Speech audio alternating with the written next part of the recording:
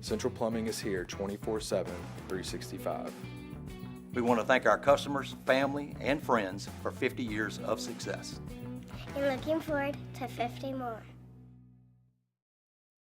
Dylan Cruz here to tell you about Six Rings Baseball and Softball Camp. If you live on the North Shore and play ball, go to Six Rings Camps with former LSU assistant coach Dan Canaveri. His knowledge is second to none, and your child will improve and have fun doing it. Camps are held at Coquille Park and Six Rings Academy in Covington with 4 sessions over the summer. Full day and morning only sessions are available from ages 7 to 13. Go to sixringsbaseball.com or call 985-206-9096. Learn the game to love the game.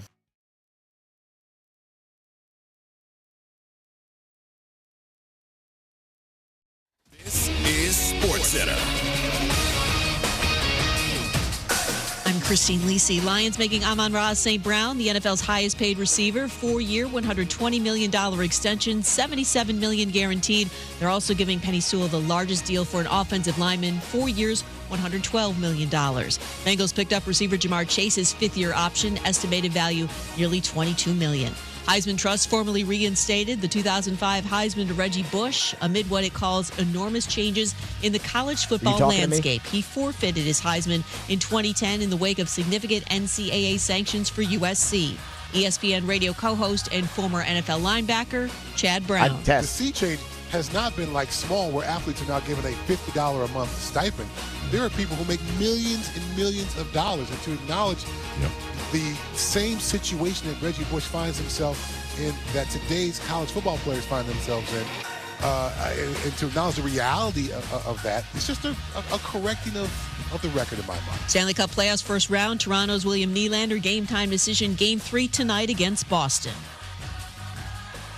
Feeling great starts with a great shave, and great shaves start with Barbasol Shaving Cream. That's Barbasol Shaving Cream, an American classic for over 100 years. Close Shave America. Close Shave Barbasol. Matt Moscona. I'm very important. After further review. Say it one more time. After further review with Matt Moscona. And here we go. Live from the Mercedes-Benz of Baton Rouge Studios. Let's ride.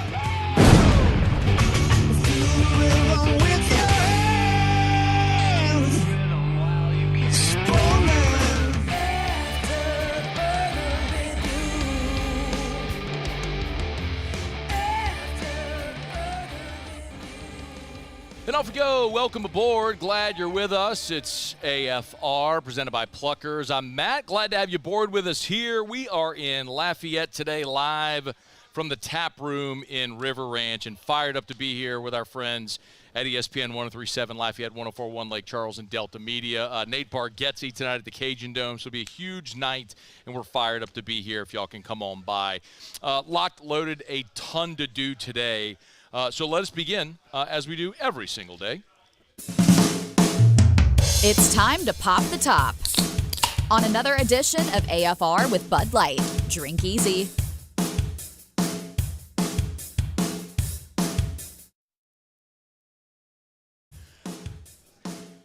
Well, we kind of already knew the New Orleans Saints' single biggest need in the draft was going to be offensive line.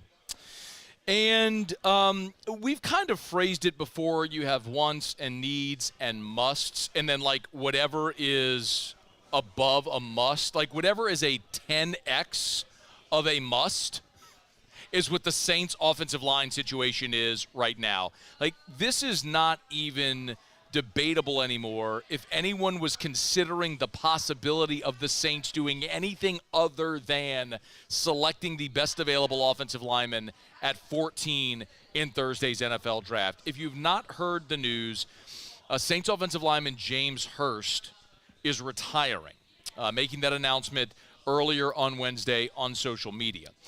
My assumption here is that the Saints organization had to know that this was happening, or that there was a real possibility this would happen.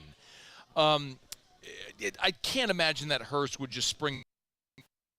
Before I go any further into what this means for the Saints, what the scenarios could unfold, possible names, how they mishmash this thing together, I want to start first, and most importantly, with a huge James Hurst appreciation moment, if I could.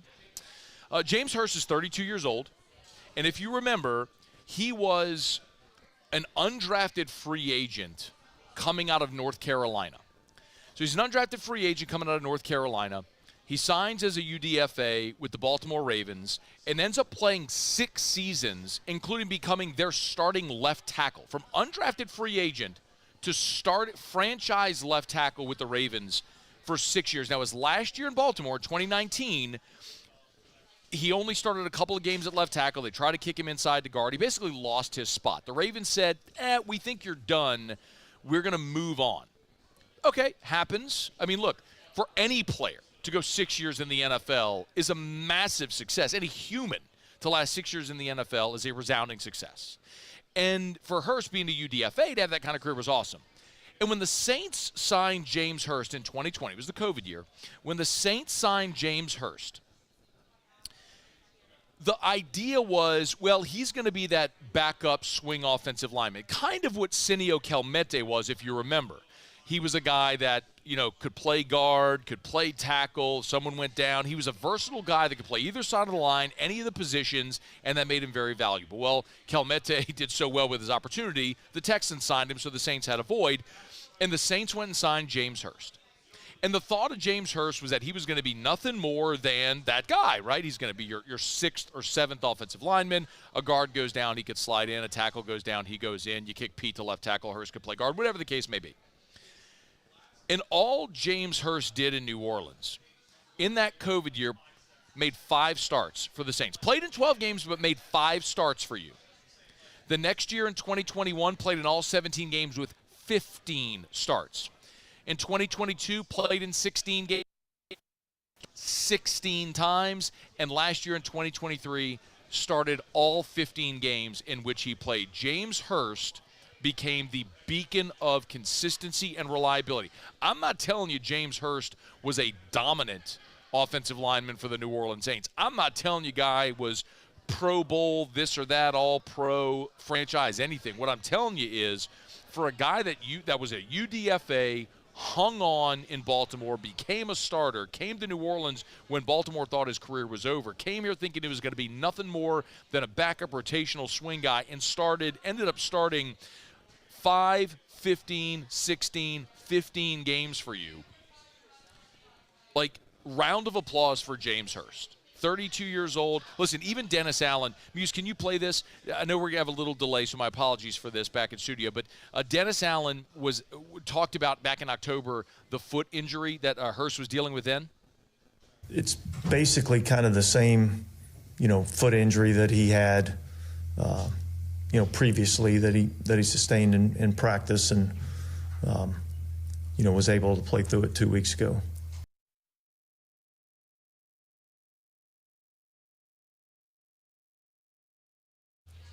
So, look, I mean, he was dealing with a foot injury, battled through it, still started 15 games for you, and now he's going to retire. So, listen, hat tip James Hurst. Let me start. That was most important to start there to say salute, job well done, 32 years old, 10 years in the NFL, 4 with the Saints, ended up starting 51 games over 4 seasons in New Orleans. Like, congrats, job well done. Now, the immediacy is this further magnifies an enormous need for the New Orleans Saints. You could look at any of the 32 NFL teams and say, what is your biggest need? And I'm not sure there is any team in the NFL, don't get me wrong, I'm not going to sit here and purport to know the ins and outs of all 32 NFL rosters. I cover the Saints, I know the Saints roster. But I can't imagine another team that has a scenario like New Orleans does with their offensive line, where this very day you have what you know to be 2 starters. Two. Eric McCoy's your center. Cesar Ruiz is your right guard. That's it. Ryan Ramczyk's career might be over. I mean, Nick Underhill is as good as it comes when it comes to reporting on the New Orleans Saints. His opinion that he shared on OTB last week was he thinks that Ryan Ramczyk won't play again. Again, it's just an opinion, not a report, but it's fair to say that Ramczyk's future is cloudy at best. Andrus Peat is a free agent. James Hurst has retired, and you got Trevor Penning, who right now is in the conversation of bust, right? You get two guys on that offensive line that you know are going to be starters when you open up the 2024 season. Like, not only do you have to take an offensive lineman at 14, but now the conversation is sincerely, do you have to take two and sign a free agent and hope that Penning and Saldiveri somehow become really serviceable players for you? Remember, look, when Mickey Loomis was asked about Trevor Penning, said they're still working him at tackle. Good, because you may need him to play there even if he stinks, because you have to put a warm body on the left end of your line. And that may end up being Trevor Penning. But you used a fourth-round pick on Nick Saldiveri last year, and he only played in 4 games for you as a fourth-round pick. So can Nick Saldiveri become a starter on the interior? Does Trevor Penning become your starting left guard, and then you draft a left tackle? Then what do you do on the right side? I don't know. I don't have the answers. But part of the conversation we've had for weeks in approaching this draft from the Saints' perspective has been with the understanding that if you need to in a pinch, you could play James Hurst at either spot on the left side of the line. Not that you're going to be great there, but that's an option for you. That is no longer even an option for you. So you go from a guy who, over his career in the NFL, started more than 100 games, to now potentially Nick Saldiveri, who's played in 4, or Trevor Penning, who no one knows if he's even a serviceable starting lineman in the NFL, or a rookie that you're going to draft 14. Look, the Saints right now are in a really, really tough spot on the offensive line. That is such a it's an understatement, considering the fact that you've only got 2 of the 5, and you got to find out a way. Maybe the path forward for New Orleans is going to include re-signing Andres Pete. He's familiar with your team. He's familiar with the organization. You know the player very well. You know he can play left guard, left tackle. Like, you have to go sign. You have to go add you have to go add another free agent offensive lineman. Like, I don't even know that this is even any type of a conversation. So, look, you signed Udo from the Minnesota Vikings, so you have 1 free agent offensive lineman you've already brought in who could be a starter, but you're not even close to having enough bodies to go to camp with. So, look, it's 2 parts. It's 1, hat tip James Hurst on a job well done. It's 2, your overwhelming need at offensive line just got exacerbated. We've talked in the past about David Bakhtiari, who's 32 years old. Injuries have derailed an all-pro career. Could you sign him to a 1-year deal as an option to bring him into camp to see if he can win the left tackle job? Maybe. And it could be a stopgap for whoever you draft who could maybe play on the right side if Ramchik's not healthy. Those are the types of conversations you have to start having right now, because there just aren't many great options right now. I mean, Mekhi Becton was a former first-round pick of the Jets. He's a free agent. Do you want to spend money there? Maybe he could be a right tackle for you. It's just you don't have options. And so you have to be really aggressive now in how you seek your options with this news about James Hurst today. All right, it's After Further Review. Our show open is brought to you by Bud Light. Drink easy in Louisiana with the great taste of Bud Light. What a busy week. Springtime is so busy. You know that. And our friends over at Mockler, they're awesome. They always have stuff going on. This week alone, they'll be at the LSU Alexandria Golf Tournament. They'll be with Bud Light presenting the McNeese Football Golf Tournament, the Our Lady of Mercy Fair in Baton Rouge, the St. John Fair in Prairieville. Our friends at Mockler are great community partners. So, of course, drink easy with the great taste of Bud Light. Wherever you go to all these great events, golf tournaments, fundraisers, church, parish fairs, school events, you're going to see tons of ice-cold Bud Light. Drink easy with the great taste of Bud Light, the official beer of AFR, the official beer of Tigers, and of Dustin Poirier, Lafayette's own The Diamond. Newly minted endorser, national endorser for Bud Light. All right, it's After Further Review, y'all. We're here at the Tap Room River Ranch. It's ladies' night, so half off everything for the ladies here until close. They just opened at 3. They'll be open until 2 a.m. tonight. So come on by if you're in Lafayette. Say hello. It's ladies' night here at the Tap Room River Ranch. All right, we'll knock out a quick break, y'all. When we come back, we got to talk some Pels. As the Pels-Thunder Game 2 is tonight, so we'll head to OKC, get some perspective on the Thunder when we come back. We're glad you're here. It's AFR. AFR.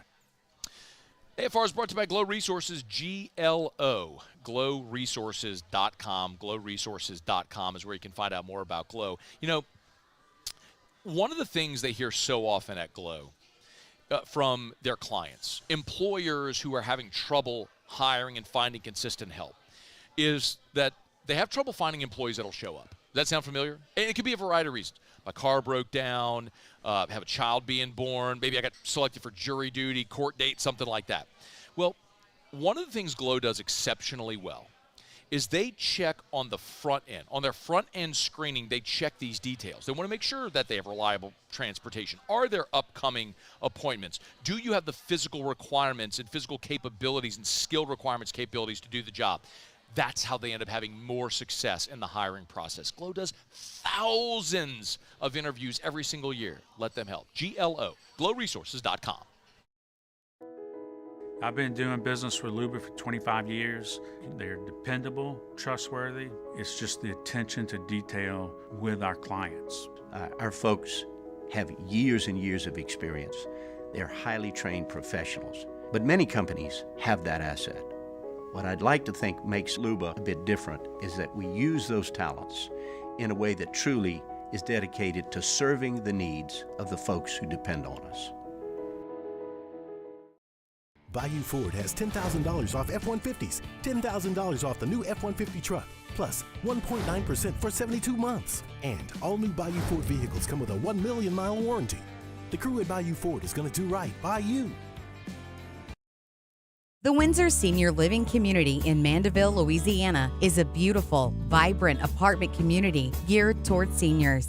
They are nestled right in the heart of Mandeville, where seniors live a more carefree lifestyle in spacious apartments with the peace of mind that comes from having a little extra help. Call the Windsor at 985-624-8040 to schedule a lunch and tour. Come see how the Windsor can be your passport to peace of mind. BRAC teamed up to reimagine your parks, and you imagined big. With your help, we went to work, creating 12 beautiful community parks across the parish. A family-sized water park, miles and miles of trails, and parks just for your dogs. There are more places to splash, to explore, to run wild, and even soar. You imagined, we delivered. Gold. BRAC, your #1 park system in the nation. Power up your next project with John Deere Deals by Sunshine. Whether you're working hard or playing hard, our knowledgeable team will help you find the right product for you. Ask us about our amazing tractor package promotions. Learn more about what it means to be powered by Sunshine at sunequip.com.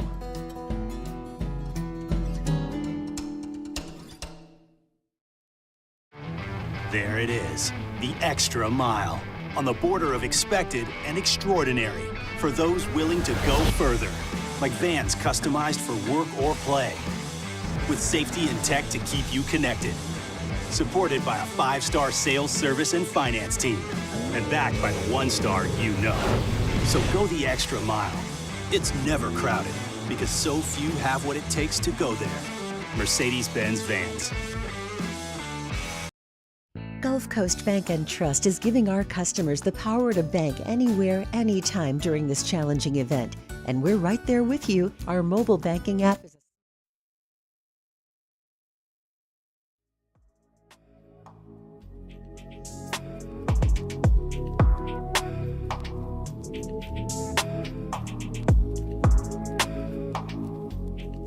After further review with Matt Moscona, presented by Pluckers Wing Bar, open till midnight or later every night of the week, where every Monday is all-you-can-eat wings. Pluckers Wing Bar. If you don't like our wings, we'll give you the bird. Really looking at, some of our keys, keeping them out of transition defensively, making sure we finish possessions.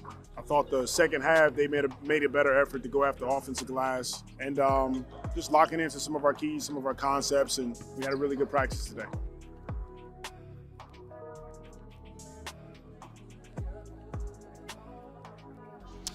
Willie Green in advance of Game 2, OKC, the Thunder, and the Pels from Oklahoma City tonight, 8:30 tip. Thunder a 7.5-point favorite over the Pels, looking to move to 2-0 in this series. A couple of teams that averaged 115 points a game this year. and it ended 94-92. You better believe defensive intensity ratchets up in the playoffs. Guy who knows that well is Dylan Buckingham. He's with KFOR Television there in Oklahoma City. Good enough to join us for a couple of minutes. Dylan, we appreciate it, man. How are you? I'm doing fantastic. Thank you so much for having me. It's our pleasure. First of all, just give me a scene setter, if you would, there in Oklahoma City after hosting a playoff game for the first time in 5 years. What's the mood, the vibe like around the city? All-time high. I've been around at Channel 4 for about 15 years, and I was here for the first iteration with Kevin Durant and Russell Westbrook, and it's almost like fans here feel like this is a chance to do that again. They have that vibe where, when that team rolls into the building every night, they got a chance, no matter who it is they're going up against. And that's just the confidence this team has. Now, I will say, nobody truly really thought here that Oklahoma City would earn the 1 seed in the West, but they're also pretty fired up. So they knew how serious Oklahoma City took the regular season. And, we've got stuff all over buildings, all over this downtown area where you've got their faces, Thunder logos, you name it. I mean, the city really does embrace this time of year with the craziness of the playoffs and what this time's about. And look, that's been such a house of horrors for visiting teams. OKC was 33-8 in that building this year, so the Pels trying to get a win there, not easy. But the Pelicans have been a better road team than home team this year. I'm curious. We can quantify the separation between these two teams. It was 8 games between the 1 and the 8 seed.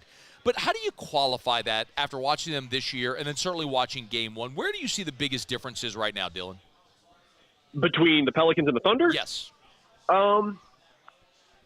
It's really weird because I think what we got in Game 1 is pretty similar to what both those teams are, if that makes any sense. I really do think they're more evenly matched than people give them credit for. Now, I will tell you my outsider's perspective. I do think that the Pels run a lot better when they have either a Brandon Ingram or Zion isolated by themselves for whatever reason. I feel like they look like they're more fluid that way. But, I don't think there's that much of a difference. For whatever reason, Herb Jones has done an excellent job on Shea. Like, I know you're going to look at his numbers against New Orleans and go, wow, look at what he did. But he's always made SGA work for his numbers. And that was no different in what happened in Game 1. I mean, I think they do an excellent job of that. I think CJ McCollum, his veteran presence with this team has been dynamic. And then Brandon Ingram just tough. And that's the thing that we didn't see in Game 1 that I think is going to be a big adjustment tonight for Oklahoma City is Ingram's got that size on Dort. And I know there was some physicality there, and there was a lot of hand checking that Dort did against Brandon Ingram in Game 1.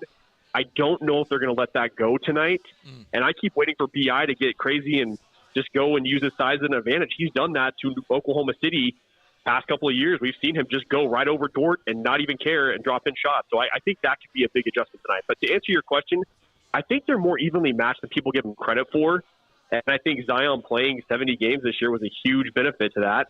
And I can't wait to see if he can get back in the series. Yeah, I'm not sure that I believe he'll be back in this series. It'll be interesting to see if the Pels manage somehow to advance, how long he might be out. But I kind of get the sense that they may have to do this without Z. Dylan Buckingham is our guest. He's on Twitter at Dylan Buckingham, KFOR there in OKC, good enough to join us. I think for a lot of people, maybe nationally, this postseason is going to be an introduction into Shai Gilgeous-Alexander. Look, I mean, obviously the league knows, right? I mean, he's an MVP finalist. But look, you've seen MVPs there in Oklahoma City. What has made him so special this early in his career? It's crazy. He's just different. And you look at a guy like Ja. He is so explosive and so fast and got the highlight reel dunks. That is just not what SGA is about. SGA is not a guy that's going to try and take 10 threes a game. He might not even try and take 5.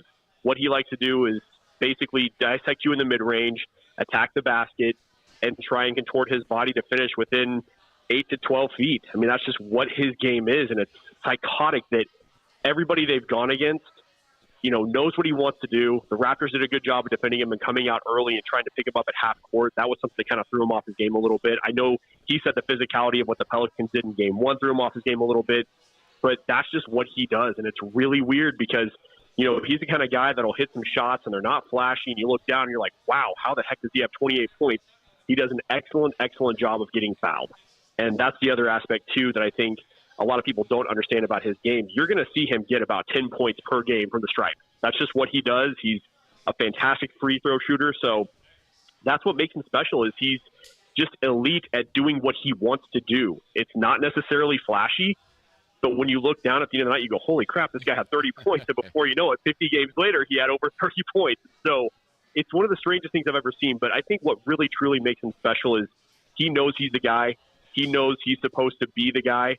But he's also fantastic about making sure his other guys around him, like Chet and J-Dub, Jalen Williams, are totally used within the offense and that they're a big intricate part of what they're doing so that teams don't just key in on him the whole time. Which Jalen Williams? Is it J-A-L or J-A-Y? Which one? J-A-L, number 8, yeah. I know. That's been a whole thing. J-Dub and J-Will here is like, and we still see people mess it up. It's pretty crazy. No, I completely believe that you can mess it up. The coincidence of two people named Jalen Williams not only being in the NBA but on the same team is pretty wild. I did want to – you brought up Chad. I did want to ask about Holmgren and Jonas. That was a physical matchup down in the paint. What did you make of that battle in the paint game 1? The thing I've respected about Chet is he's embraced everything. So he had last year off because of his Liz Frank injury in his foot, which was a total disaster that the Thunder didn't see coming, obviously, as he was working through some play, run random like 5-on-5 stuff in the offseason. He got hurt and got banged up and then missed his rookie year.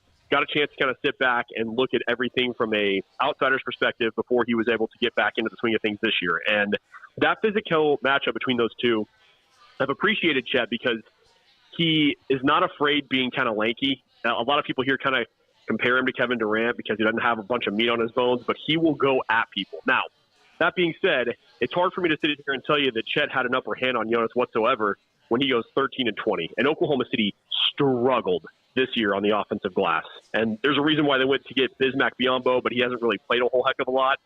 The offensive boards are going to be key in this game and the rest of the series. If the Pelicans can keep exploiting that, Oklahoma City could have some serious trouble. And I think with Chet, he's not afraid to play on the inside. He likes to play inside and outside.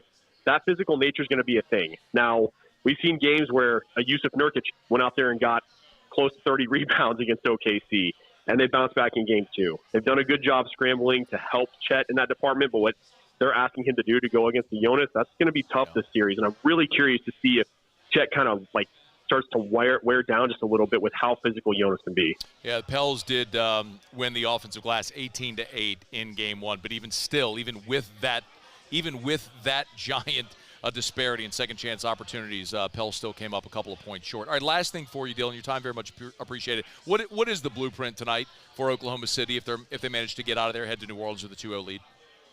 My biggest thing is hit shots that they didn't hit in game 1. Now, when I say that, that's a very easy thing to say, but they got some great looks. They just didn't knock down what they normally knock down. That being said, I thought the Pelicans did a great job of packing the paint, having active hands, not letting SGA get to where he wanted to go. I thought that was a big aspect of what happened in game 1. Thunder kind of just, I don't even want to say got lucky, but they kind of just put their foot on the gas a little bit late. Chet gets that big block, and I thought the Pelicans did an excellent job of keeping OKC out of transition. So if the Thunder get in transition tonight, they're able to get to their spots and knock down shots, I think they go up 2-0. But I don't think this is going to be one of those series that you see OKC just run away and go 4-0. He is Dylan Buckingham on Twitter at Dylan Buckingham, KFOR there in OKC. We appreciate a couple of minutes, man. Thanks so much. Enjoy the game tonight. Thanks for having me. Talk to you soon. That is our pleasure. It's after further review. We're here at the Tap Room in River Ranch in Lafayette with our friends from our affiliate at Delta Media, ESPN 103.7 in Lafayette. So if you're in Lafayette, come hang out. It is ladies' night here, so half off everything for the ladies. I want to come back because there's one thing he said there that I do want to circle back to. We're brought to you by First South Farm Credit, firstsouthland.com, firstsouthland.com. You realize for 29 years, First South Farm Credit has offered their borrowers a patronage refund. So if you borrow from First South Farm Credit, they share in their profits with you. So annually, you will get a check from First South Farm Credit just for being a borrower with them. I mean, that alone, I don't know why you would call or go anywhere else. Your first call should be to First South Farm Credit. I say it all the time. FirstSouthland.com. FirstSouthland.com. If you want to buy land, you want First South Farm Credit. FirstSouthland.com. FirstSouthland.com. The thing Dylan said there when I asked him the blueprint, and he talked about, OKC getting in transition. The Pels did a good job, and he's right. He said hit shots, and it sounds so simple and said it that way, but it's the thing Willie Green said for the Pelicans after the Game 1 loss is we had open looks, we just didn't hit them. And there is validity to that. I mean, yes, the Pelicans to win on the road at Oklahoma City need to shoot better than 38% from the floor. Now, the flip side of that is you could say, hey, look, you shot sub 40% and lost by 2 in that Hornets nest. No pun intended with the Hornets, who, again, were a New Orleans team that played in Oklahoma City. Anyway, but that talking point works both ways. Because while, yes, the defensive intensity ratcheted up for both teams missed a lot of open looks. And you can look at it two ways. If OKC hits their shots, they run away from New Orleans in Game 1. If the Pels shoot at a better clip, they win Game 1. So, yes, you need shots to fall. We'll see which team can get it. Pels have been a good road team this year, as we well know. See if they can get it done tonight. 8:30 Central Time, Pels and OKC. Pels a 7.5-point dog there on the road in game number 2. All right. After further review, Hump Day Show is brought to you by Pluckers, Nicholson, and Bluebonnet. Got the NFL Draft Trivia tonight over at Pluckers back in Baton Rouge, both locations.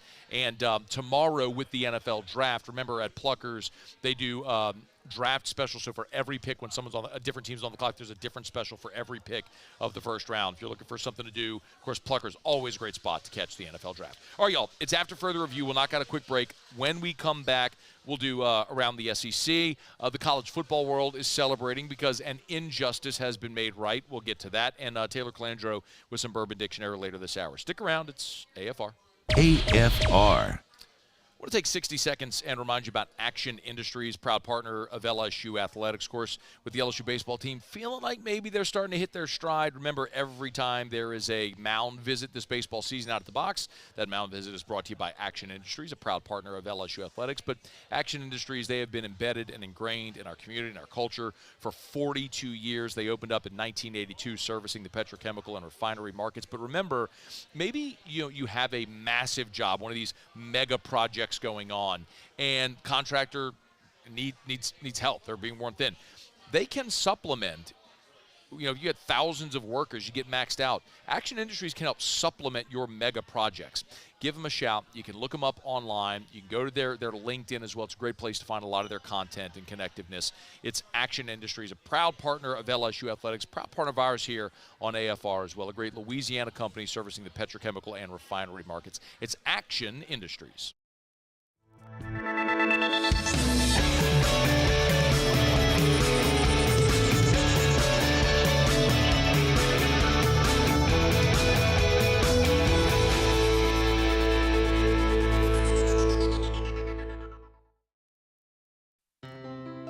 When it comes to ending cancer, we push forward, always working together for you.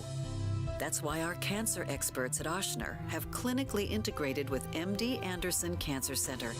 This means advanced cancer care, including access to life-saving clinical trials and integrating care to treat the whole you. Introducing Ochsner MD Anderson Cancer Center. Long live you.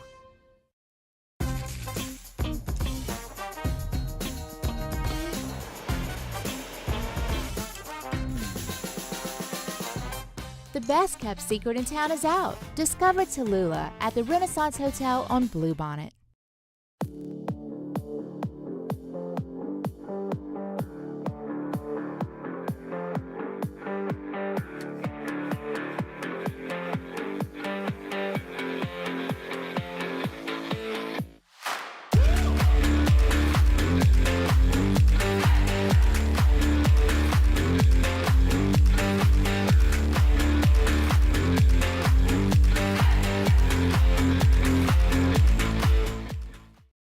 Electricity is all around us, and our families depend on it.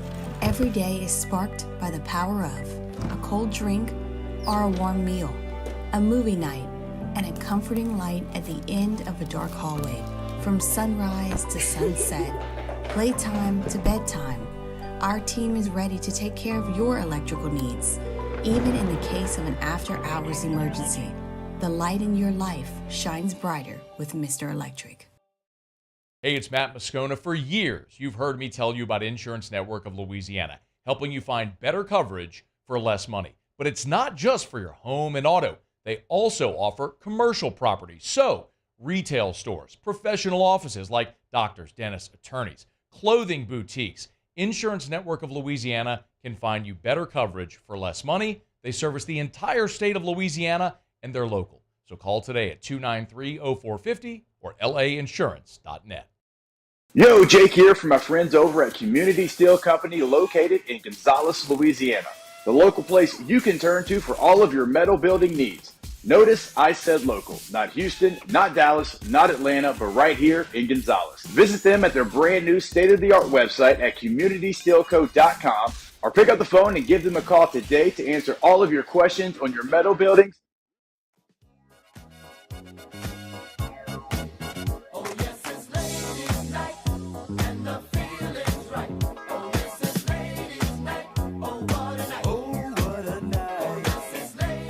After further review with Matt Moscona, presented by Pluckers Wing Bar, open till midnight or later every night of the week, where every Monday is all-you-can-eat wings. Pluckers Wing Bar. If you don't like our wings, we'll give you the bird. Oh, I see what you did, Muse. It is ladies' night here at the Tap Room. We're River Ranch in Lafayette. If you're in the 337 or know someone who is, tell them to come hang out with us. Awesome spot. I mean, they opened up at 3 places already packed. And there's a prize. So our affiliate here, ESPN 1037 Lafayette, awesome people, big shout out, the whole gang. They have a pair of tickets to see Nate Bargatze tonight at the Cajun Dome. And they're taped on the wheel. You have to spin the wheel. Anybody can come by and spin. But somebody's going to win those tickets, so come on by, see us here at the Tap Room, River Ranch. It is ladies' night, so it's half off everything, food and drinks for ladies, until close tonight at midnight. A grave injustice has been undone. Reggie Bush is having his Heisman Trophy returned. There is nothing that I can offer here. I mean, I'm in the most sincere way. I don't know that there is a single – it is so rare. Do you understand how rare it is to have universal agreement among sports fans on something, on anything? Like, we can't all agree on who the greatest basketball, baseball, football player is, greatest team of all time. Like, our station on our social media had a graphic last week, the greatest team, SEC team, to not win the national championship. And we had 2011 LSU atop the list. I didn't make the graphic, by the way, or set that list. And the amount of vitriol from people, like, no, sports fans don't agree on anything. Like, we can't agree on what actual color is USC's red or Oklahoma's maroon. Like, nobody agrees on anything. But everybody agrees Reggie Bush should have gotten his Heisman back. That's how patently absurd it was that they stripped that man of that trophy. And look, I get it. I get it. He broke rules, and I don't care. In my sports fandom, my feeling has always been retroactively punishing a program for the sins of someone who is no longer there is foolish, because all you're doing is punishing the current and future student athletes, number one. And vacating awards and trophies and wins is an impotent, toothless punishment. Like, What does that? We all watched the games. Reggie Bush was a magnificent college football player and deserved the Heisman Trophy. And so the fact that it took more than a decade and a half for him to get his trophy back is ridiculous. But we all there is a unanimous agreement that this man deserved to get it back. And remember, that's not the NCAA. That's an important notation. The Heisman Trust determines that. So when Reggie Bush's season was vacated, the Heisman Trust deemed, because he was ineligible that season, they vacated the award. But the Heisman Trust at any point could have done this and given it back to him. But, I mean, it really doesn't matter who you ask. Like, it's a sports miracle. It's almost like Florida State fans now seeing me as their knight in shining armor. Like, I am their hero.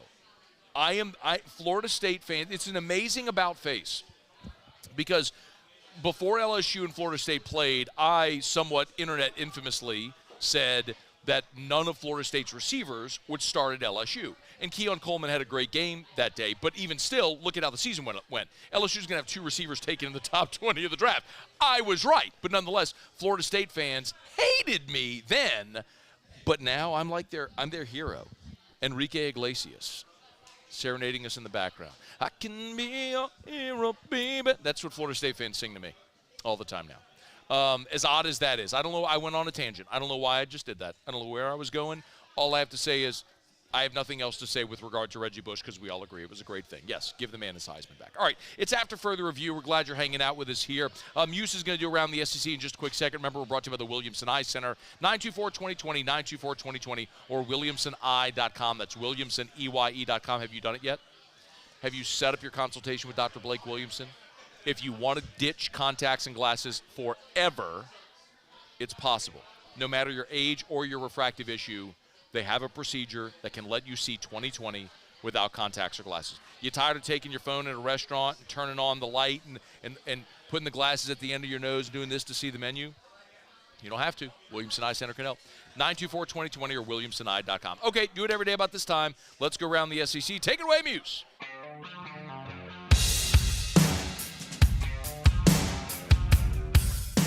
Around the SEC, bringing you the biggest news from the nation's best conference, the Alabama Crimson Tide.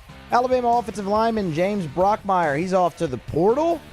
According to On3's Pete Nicholls, 2023 season, frequent special teams player was Brockmeyer. Did appear in 2 games in 2022 and redshirted in 2021. He was a 4-star interior offensive lineman.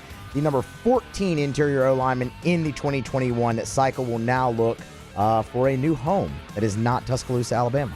The Mississippi State Bulldogs. Linebacker Khalid Moore enters the transfer portal. That also, according to On3, Pete Nicholls. Our guy Pete, he was all over it today. Moore will have multiple years of eligibility. He rarely saw the field in 2 seasons in Starkville. Did not play as a true freshman and appeared only in 5 games in 2023. A 3-star prospect out of high school, was the number 586 prospect overall in the country. Texas A&M! Continuing the theme of the transfer portal, Texas A&M is also losing an offensive lineman. That is Colton Tomlinson. After just 1 year over there in Aggie land. A 3-star prospect, saw action in just 2 games as a freshman. That was a win over ULM and a win over ACU, and now he is off to greener pastures. The Kentucky Wildcats. Kentucky cornerback Jordan Robinson is entering the transfer portal. He'll have multiple years of eligibility remaining. 11 games with 1 start in 2023, 13 tackles and 2 pass breakups. Started his career at Livingstone College. It's an HBCU on the Division II level, and he transferred to Kentucky prior to the 2022 season, which he took a red shirt in. A no-star prospect out of high school, moving on from Big Blue Nation. The Georgia Bulldogs. And finally, a little basketball news here. Appalachian State transfer forward Justin Abson committed to Georgia. He told that to On3. 6'9" sophomore from Pompano Beach, Florida. Averaged 8 points and 7 rebounds, along with 3 blocks per game. 62% from the field. Abson is Georgia's second transfer commitment this offseason, joining Deshane Montgomery. That is Around the SEC. All right, thank you, Moose. We appreciate that very much. Hey, if you're watching on YouTube, do us a solid, smash that like button. Big shout out to all of our friends watching on WBTR as well. If you're in the greater Baton Rouge area, that's Cable 19. We appreciate you for being here with us, of course, wherever you might be listening. We are at the Tap Room today, River Ranch in Lafayette. And, yes, they have a pair of tickets to see Nate Bargatze tonight at the Cajun Dome. You can come spin for them. All you got to do is walk in. There's a wheel right here. Spin, you can win them. And they also have tickets for Festival this weekend, wristbands for Festival this weekend if you're going to be here in Lafayette. Huge weekend. God, you love the springtime. Don't you love spring? I mean, yeah, it's not often that we get out of studio, but this is one of those rare occasions. We're here today. We're going to be Friday. We'll be doing the show from Zurich at the Walk-Ons tent at the Zurich Classic there at the 17th green. Golly, Jazz Fest starts this weekend, goes into next weekend as well. Candidly, the reason I won't be on air next Friday is I'm going to be watching Foo Fighters Jazz Fest. So, you know what? I get vacation days like everybody else, so I'm taking one. Sue me. Anyway, great time, man. Fun time of year. We're glad to be here. All right, it's after further review. Taylor Calandro will be here. We'll do a little Bourbon Dictionary, so get your questions in. You got booze questions, get them in for Taylor. You can always email us, tweet us, text us in the 225-396-4400, 396-4400, 396-4400. We do have a lot of draft stuff that I want to get to as well. We'll circle back to some of what Mickey Loomis had to say when he met with reporters on Tuesday. Maybe not even so much specifically about the draft, but one thing we didn't get to yesterday was about Marshawn Lattimore, where Loomis said point blank that he walked back his comments about the possibility of Lattimore not being with the team. And so that's when all the trade rumors started. Well, Loomis completely slammed the door on that. Lattimore will be back. But I think the interesting question becomes, okay, well, are the Saints then in the market at all in this draft for a cornerback? And I don't think it has anything to do with Lattimore. It more has to do with Alontae Taylor and Paulson Adebo in their contract situations if the Saints see a long-term future for them. So we'll get to that a bit later in the show. Glad you're with us. Let me knock out our final break here of hour number one. We'll come back, do a little Bourbon Dictionary, and after the top of the hour in 16 minutes from right now, we'll talk about the little baseball at the box from last night. Tigers 9-0 power surge for LSU, blanking Nicholls. We'll get to that coming up in about 15 minutes. Stay here. It's AFR. AFR. Love telling you about River City's 1 hour air, where they're always on time or you don't pay a dime. There's still time, y'all. It's not too late to get that preseason AC tune-up from River City's 1 hour air. Call them, 752-0001, 752-0001, 752-0001. You always mention the Moscona special, they knock $25 off any system repair, but remember, before the triple-digit temps show up, call River City's 1 hour air, have their technician come out, make sure your home central AC is running efficiently and ready to roll throughout these warm weather months, because the last thing in the world you want to have happen is some very small issue become exacerbated to a very big, very expensive issue. It's River City's 1 hour air. 752-0001, 752-0001. Go read the 5-star Google reviews. I read them for you all the time. Go read them for yourself. More than double the amount of 5-star Google reviews of the next closest competitor. Look for the big yellow vans and trucks with the giant clock on the side. It's River City's 1 hour air, but they're always on time or you don't pay a dime. Bayou Chrysler Dodge Jeep Ram is taking $11,000 off the new 23 Dodge Charger. We're open for business in our beautiful new showroom and taking $11,000 off the powerful new Charger. All new Bayou vehicles come with a 1 million mile warranty. The crew at Bayou Automotive is going to do right by you.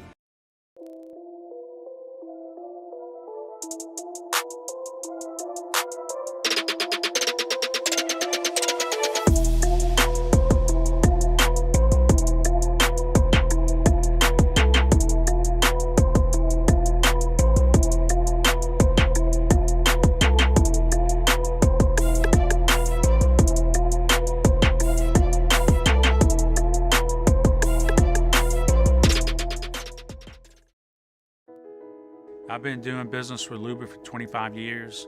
They're dependable, trustworthy. It's just the attention to detail with our clients. Our folks have years and years of experience. They're highly trained professionals. But many companies have that asset. What I'd like to think makes Luba a bit different is that we use those talents in a way that truly is dedicated to serving the needs of the folks who depend on us. Jerry and Benny Payne began Central Plumbing Company out of their driveway in Tanglewood Subdivision. 50 years later and 4 generations down the road, we continue to serve Baton Rouge and the surrounding areas for all of their plumbing needs. Residential, commercial, industrial, or hospitality, Central Plumbing is here 24/7, 365. We want to thank our customers, family, and friends for 50 years of success. And looking forward to 50 more. Dylan Cruz here to tell you about Six Rings Baseball and Softball Camp. If you live on the North Shore and play ball, go to Six Rings Camps with former LSU assistant coach Dan Canaveri. His knowledge is second to none, and your child will improve and have fun doing it. Camps are held at Coquille Park and Six Rings Academy in Covington with 4 sessions over the summer. Full day and morning only sessions are available from ages 7 to 13. Go to sixringsbaseball.com or call 985-206-9096. Learn the game to love the game. There it is, the extra mile, on the border of expected and extraordinary, for those willing to go further, like vans customized for work or play, with safety and tech to keep you connected, supported by a 5-star sales, service, and finance team, and backed by the 1-star you know. So go the extra mile. It's never crowded because so few have what it takes to go there. Mercedes-Benz Vans.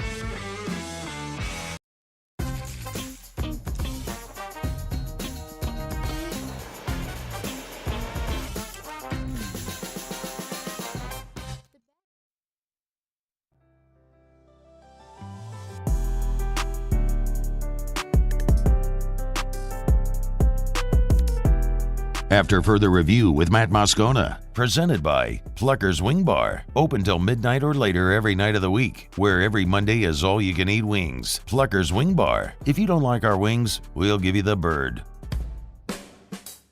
They're the gang with the slang. This is Bourbon Dictionary with Matt Moscona and Taylor Calandro. All right, wrapping up hour number 2. We're presented by Pluckers. Of course, remember every Wednesday trivia over at Pluckers, both locations, 7:30 Blue Bonnet, 8 o'clock Nicholson. Draft trivia tonight. We've got some questions from Use coming up in hour 3. But as we do to wrap up hour 1 here every Whiskey Wednesday, we chat with our buddy Taylor Calandro. How are you, dude? Good. What's up, man? Y'all are remote today? Yeah, man. So Nate Bargatze at the Cajun Dome tonight. So our friends from Delta Media 1037 Lafayette, ESPN 1037 were kind enough to invite us, and so came over. We're doing the show here at the Tap Room, and we're going to head over to the show after this show. So excited about it, man. Very cool. Yeah. Very cool. All right, we'll get to questions as always. You've got booze questions for Taylor. You can get them in. Email us, tweet us, text us. What's new? We got a little drop of Bookers today. Bookers have been really hard to get. We also got a new High West single barrel that I was told was a pick for Louisiana. Oh. I haven't. We just got it like a few hours ago, but it's a blend of bourbon and a bourbon finished in rum barrels. I'm going to try it in the next couple of days because I love everything finished in rum barrels pretty much. So it tends to, if you finish $70. something in rum barrels, it's going to tend to be sweeter, yes? Yeah, you're going to get the sweeter notes, the brown sugar notes. I mean, rum is known to have really bright brown sugar notes and oak too, but a lot of brown sugar. Does High West? I mean, I didn't know High West did offered single barrels. Is this their double rye? Is it the Rendezvous rye? What blend is it? It's a blend of bourbon, and we've done a pick with them before. Ours was finished in peated whiskey barrels, peated Scotch whiskey barrels. Sure. So, and that peated Scotch barrel was so pronounced. It was a very, very polarizing whiskey. Either you loved it or you hated it. Yeah, no, you're right. I probably would have hated that. Wait, did I try that? I think you tried it, and I think you hated it. This was like 3 years ago, 3 years ago. Who knows, man? Maybe my palates continue to develop and evolve as most of ours do. So maybe I'd like it now if I tried it. See if you got a little sample bottle in the office on the shelf somewhere. Do you ever dabble with Scotch at all? I've never asked you this question. No, Scotch. All right. So I'm trying to think how long of an answer I want to give. Essentially, I haven't found that I like the smoky, peaty flavor of Scotch. Now, what I've been told and so I've basically just slammed the door on that category. What I've been told is there's many Scotches that aren't smoky and peaty. I haven't found or tried them, but I am more than willing and open to exploring.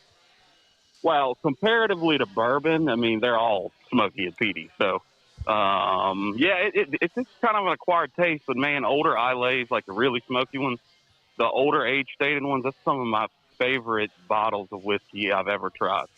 But I mean, it's not for everybody. Look, this is obviously a time where I think craft beer ends up popping. You start to see some of the the beers that you see around crawfish boil and stuff. What is there anything that really that is new or interesting that people may want to try? Actually, I went to lunch yesterday with a couple Mockler folks and Jacob Talley from Parish Brewing. Parish has a lot of cool stuff coming this year. In the next calendar year, I think they're doing a release today of Double Ghost of the Machine, I believe is what it was. I can't remember. But I don't know if you remember Bloom from a few years ago. They did Bloom a few times, a single IPA. I think they're doing it again, but it's going to be a hazier, heavier double. I'm pretty sure. And they've got a bunch of stuff coming down the line. Parrish is killing it. They're killing it. Yeah, there's so many great micro brews. If you love to do the craft beer thing, it's a lot of fun. Actually, I'm sorry, was that feedback or were you saying something? I didn't say anything. No, I'm sorry. I must have just heard some feedback there. So, all right, let's see if we can get a couple of questions in here. We got, oh, God, I always do this. We got about 90 seconds. Ask Taylor, have you ever had Breckenridge whiskey brands? Yes, I've gotten asked that before on the show. I love Breckenridge. They have a really good just intro bourbon.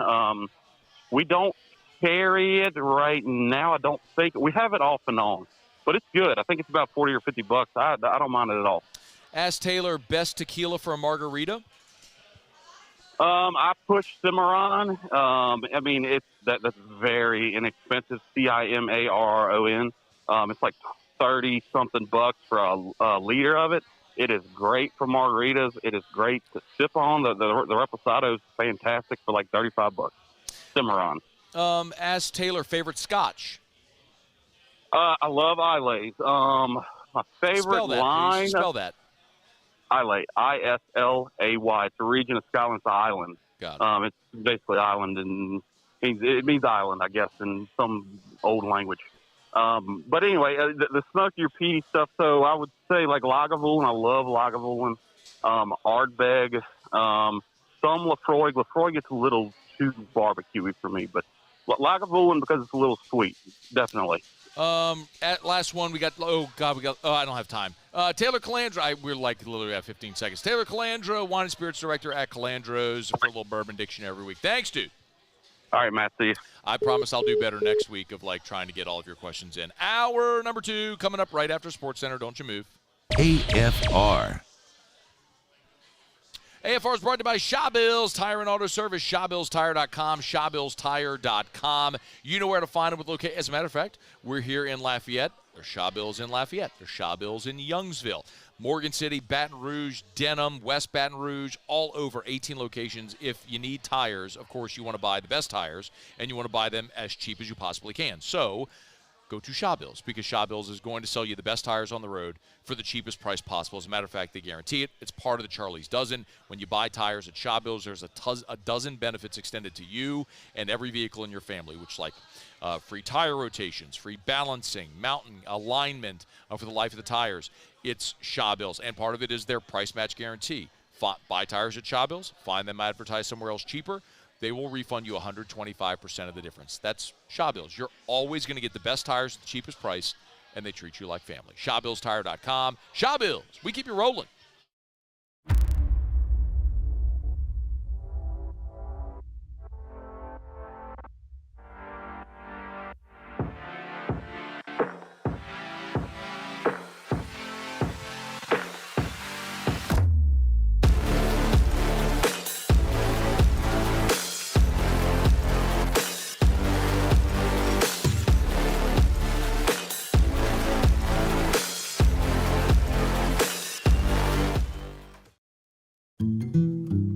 Power up your next project with John Deere Deals by Sunshine. Whether you're working hard or playing hard, our knowledgeable team will help you find the right product for you. Ask us about our amazing tractor package promotions. Learn more about what it means to be powered by Sunshine at sunequip.com.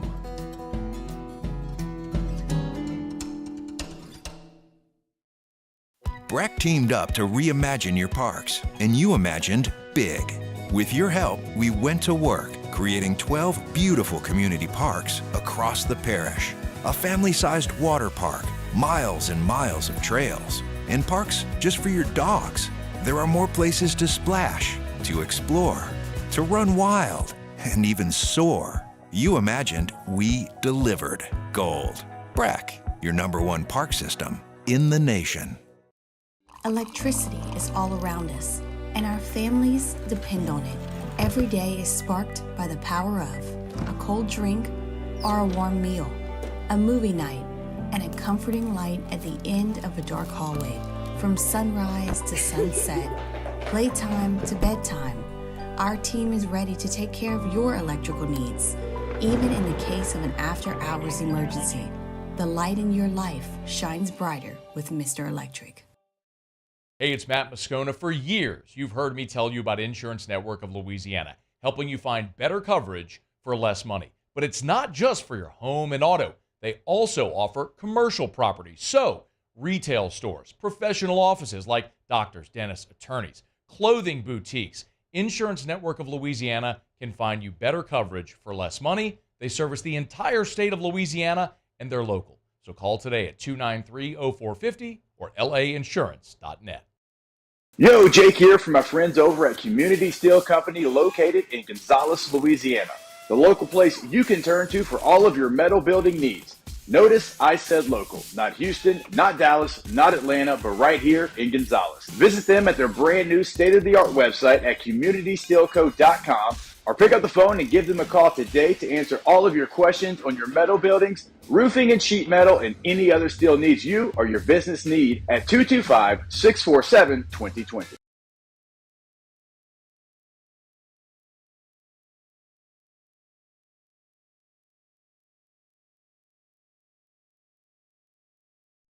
This is SportsCenter. I'm Christine Lisi. The NFL's highest paid receiver is now Amon-Ra St. Brown. He and the Lions agreed to a 4-year, $120 million extension, $77 million guaranteed. Detroit also rewarding offensive tackle Penei Sewell 4 years, $112 million. Bengals picked up receiver Jamar Chase's 5th-year option, estimated value nearly $22 million. 14 years after Reggie Bush forfeited his 2005 Heisman Trophy in the wake of significant NCAA sanctions for USC, he got it back. Heisman Trust formally reinstated the trophy to Bush amid what it calls enormous changes in the college football landscape. Something else might have been at play, too. Notes ESPN's Pete Thamel. He is a transformative figure. In my 21 years doing this, I have never covered a player that's been more electric. He had like 2,900, a little less than 2,900 yards for total yards his junior year. I mean, he was silly. It's absolutely silly what he did on the football field at USC. Toronto winger William Nylander, game time decision. Game 3 tonight against the Bruins in that Stanley Cup Series. 7 Eastern, ESPN. Feeling great starts with a great shave, and great shaves start with Barbasol Shaving Cream. That's Barbasol Shaving Cream, an American classic for over 100 years. Close Shave America. Close Shave Barbasol. Matt Moscona. I'm very important. After further review. Say it one more time. After further review with Matt Moscona. And here we go. Live from the Mercedes-Benz of Baton Rouge Studios. Let's ride.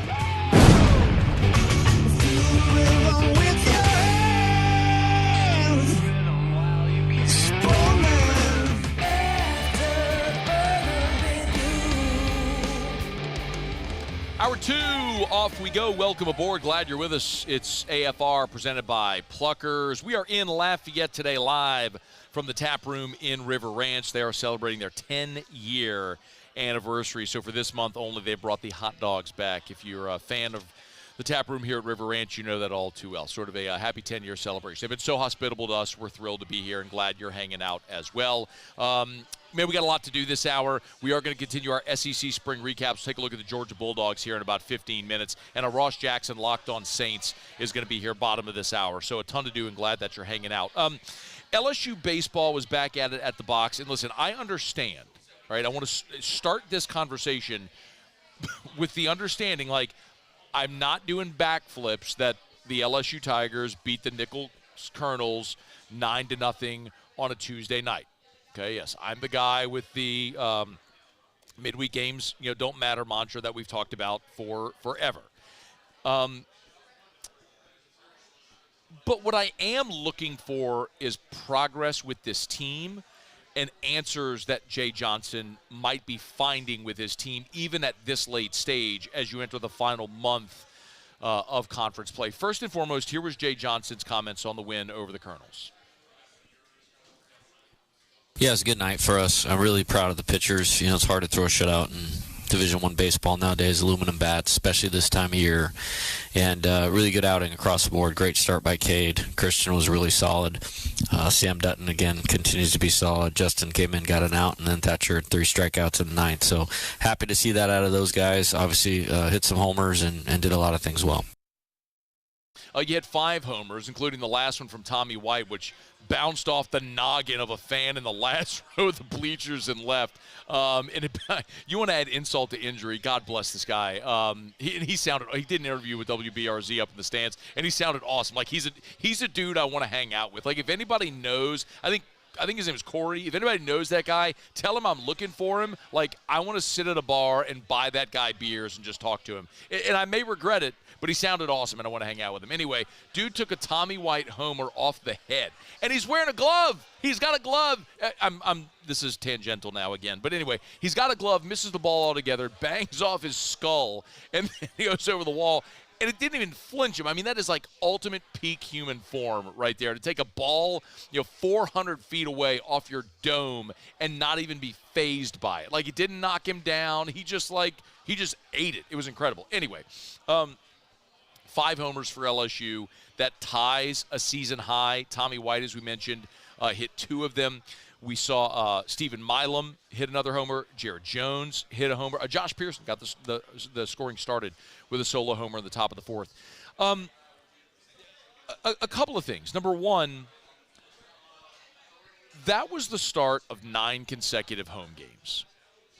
And listen, I'm not in the business of excuse making for LSU. The first 6 weeks of conference play, it's unacceptable. At a program like LSU, the expectation is always going to be more. You should never go to the halfway point of conference play at 3-12. Okay, when you're through 6 weeks, you're 5-13. Like, you have too many resources, you have too many good players. It's unacceptable. We can all agree to that. And so after the season, we can have a conversation about how do you avoid that ever happening again. But in the meantime, in the immediacy, it's, okay, you're 5-13. How do you get into the SEC tournament, and how do you make a push toward regionals? That's the conversation we need to have today. I'm not ignoring the other conversation. That's just another conversation for the offseason. So the answer is twofold. You got to find your everyday lineup that can give you consistent offense, and you have to find pitching that you can rely on. Because those are the 2 things, I'm oversimplifying it, but those are the 2 things that have evaded you. The pitching you thought which was going to be dominant has not been. You've been upper bottom of the SEC, just below the middle of the pack of the league. And we've waited for the offense to come along. Tommy White and Jared Jones, by and large this season, they have been really, really good. Jared Jones is a .440 on base percentage. Both those guys have passed 15 homers on the season. They have been really good. Everyone else have battled their ups and downs this year. So I think what we're seeing is that Jay's found his lineup. And you wish that these were the types of things that had happened through fall and in the preseason work. And even if it had to bleed into the season a little to decide a position here or there, maybe. But you had so much inconsistency and so much roster turnover because of that inconsistency, it kind of feels like it's taken until now to realize, okay, Ashton Larson needs to be in the everyday lineup, not Matt Bingham. With respect to Matt Bingham, who's in his 5th year of college baseball, who's gotten 600 career at-bats or whatever it is, or more than that, but he hasn't produced. He's hitting .279. He's got an on-base percentage of .388.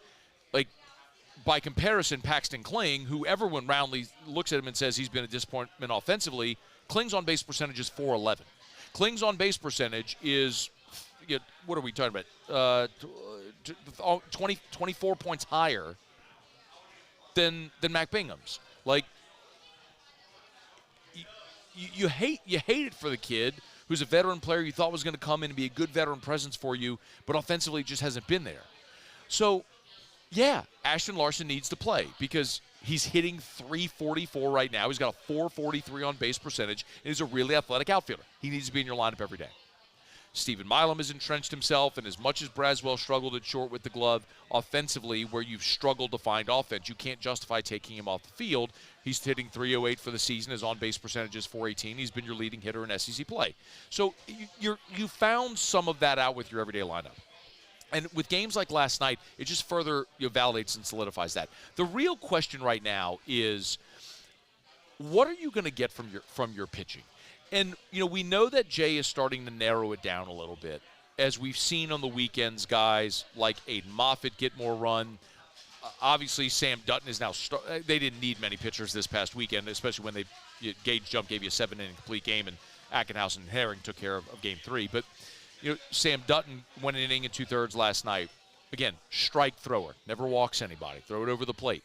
Thatcher Hurd struck out the side in the 9th last night. Who are you going to be able to count on? And, just in the game itself, I don't think Jay Johnson thought going into last night he was going to pitch Cade Anderson 4 innings. But when you got through 3 and there was no score, I don't think Jay was thinking in his brain, I can't go to my bullpen, risk letting them get a lead on me. So Anderson went out there the 4th, blanked him. Pearson leads off the bottom of the 4th with the homer, and then all of a sudden you could start to see the relievers come in. And we saw Little and Dutton and Lower and Hurd, and they were good from there on. But when you start to look at the path for this team, yes, 4 of your first 6 SEC weekends were on the road. That's done. No sense in talking about it anymore. But now the benefit is 3 of your final 4 are going to be at home.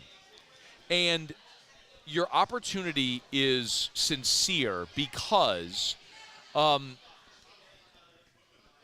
when you look at the opportunity for LSU specific to who you have to play, you can look at the RPI and it kind of spells this out. LSU's 5-13 in the SEC. 5-13. Yet their RPI is 36. You need to say that again? LSU's 5-13 in the SEC with an RPI of 36. When you look at who you've already played, Arkansas is the number 2 RPI team in the country. Tennessee is the number 4 RPI team in the country. Vanderbilt's number 19 RPI team in the country. The Florida is 32. The point is, that's why the result of the midweek. I was asked, because LSU has struggled right now with their record, does it put more emphasis on the midweek to get all the wins? No, it doesn't. Because even at 5-13, your RPI is 36, and then look at what's ahead of you. Next week you're gonna play Texas A&M. They're the number 1 RPI team in the country, right? You still have upcoming series that are going to give you opportunities. Bama's 17 in the RPI. Ole Miss is 22nd in the RPI. The team you're going to play this weekend, Auburn, which has 2 conference wins, is the worst team in the SEC. Auburn's RPI is 42. My point is, you have so much runway over these next 4 weeks, so much opportunity to boost your RPI even into the top 20 if you just manage to find a way to go 10-5 over your final 15. Well, you started that by winning 2 out of 3 at Missouri.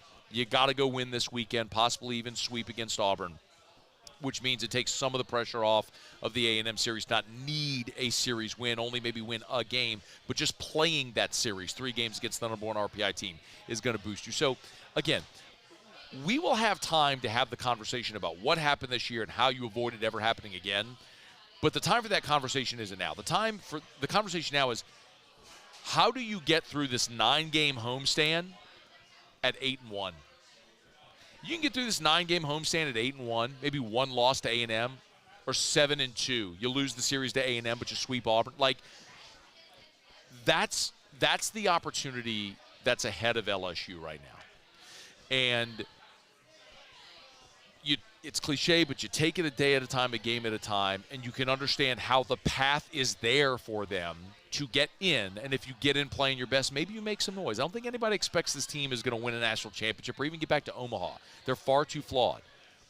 But what if you've settled on a lineup that starts playing with confidence? What if Thatcher Hurd can give you something relative to the ability he has. All of a sudden, the conversation starts to change a little bit. So, we say it every year. Like, you just want to be playing your best baseball in May and June. And I don't know what LSU's best actually looks like. I don't what their best is good enough to be. But it sure as heck going to be a lot better than a 3-12 start to conference play. Let's see what they can do. All right. It's after further review. Love telling you about Relief Windows, reliefwindows.com. Energy-efficient replacement windows, beautiful entry doors. Hardy Plank vinyl siding, they do it all over at Relief Windows. Remember, with the summer months ahead, give yourself some relief. Relief from rising temps, storms. They can help you with Relief Windows. Energy-efficient replacement windows that'll lower your energy bills and give you protection from storms with those Cat 5 impact-resistant windows. Call about them today at Relief Windows. 288-8138, 288-8138 for Relief Windows and reliefwindows.com. All right, y'all, it's after further review. Glad to have you hanging out with us here. We're live at the Tap Room, River Ranch, Lafayette. If you're in the 337, come hang out with us here. They haven't given away the tickets yet. They got a pair of tickets for Nate Bargatze tonight at the Cajun Dome.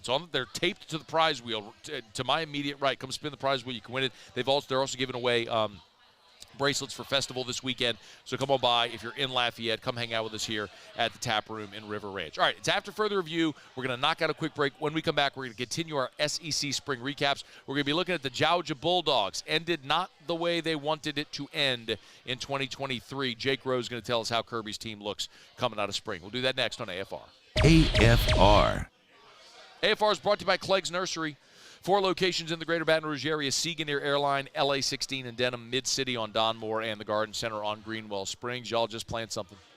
Just plant something. Just plant something. Don't know what to plant, doesn't matter. Just buy something and plant it. Or my suggestion to you would be do what I do. Take a picture of your garden, your flower beds, whatever it may be, your outdoor space, and then go ask one of their horticulturists for help. Because the truth is, like some flowers and plants, they don't do well in direct sunlight. Some need a lot of sunlight. How much time do you have to commit to upkeep and keeping your flowers and all that alive? Well, a lot of that will go into answering the questions of what you should buy. And our friends at Clegg's Nursery have all the answers, and they have all the selection, right? They have the best selection you'll find at any of their 4 locations at Clegg's Nursery. We've been serving the Baton Rouge area for more than 60 years, so you know what to do. Buy local, shop local, and tell them Matt sent you in when you go see our friends today at Clegg's Nursery. There it is, the extra mile, on the border of expected and extraordinary, for those willing to go further, like vans customized for work or play, with safety and tech to keep you connected, supported by a 5-star sales, service, and finance team, and backed by the 1-star you know. So go the extra mile. It's never crowded, because so few have what it takes to go there. Mercedes-Benz Vans. Power up your next project with John Deere Deals by Sunshine. Whether you're working hard or playing hard, our knowledgeable team will help you find the right product for you. Ask us about our amazing tractor package promotions. Learn more about what it means to be powered by sunshine at sunequip.com.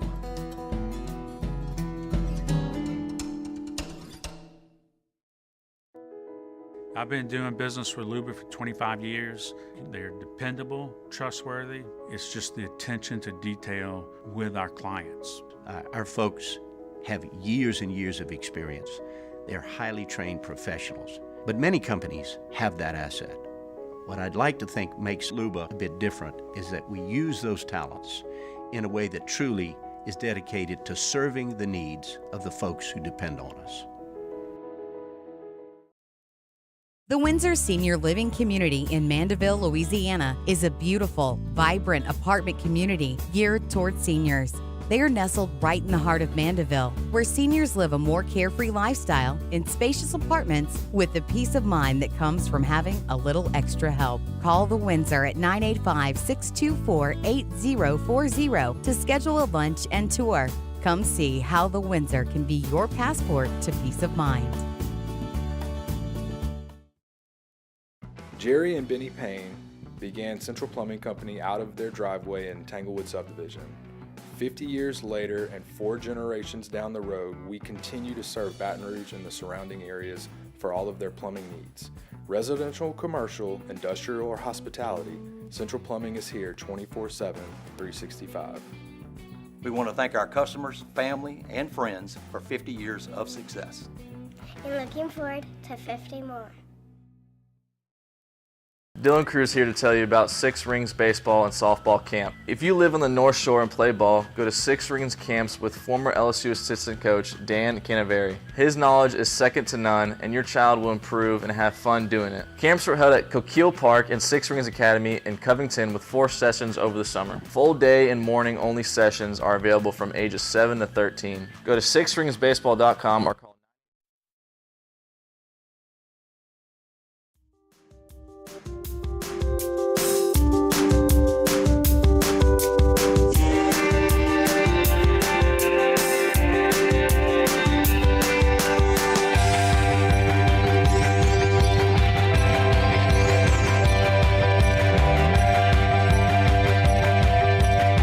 After further review with Matt Moscona, presented by Pluckers Wing Bar, open till midnight or later every night of the week, where every Monday is all-you-can-eat wings. Pluckers Wing Bar. If you don't like our wings, we'll give you the bird. The SEC Spring Recap on After.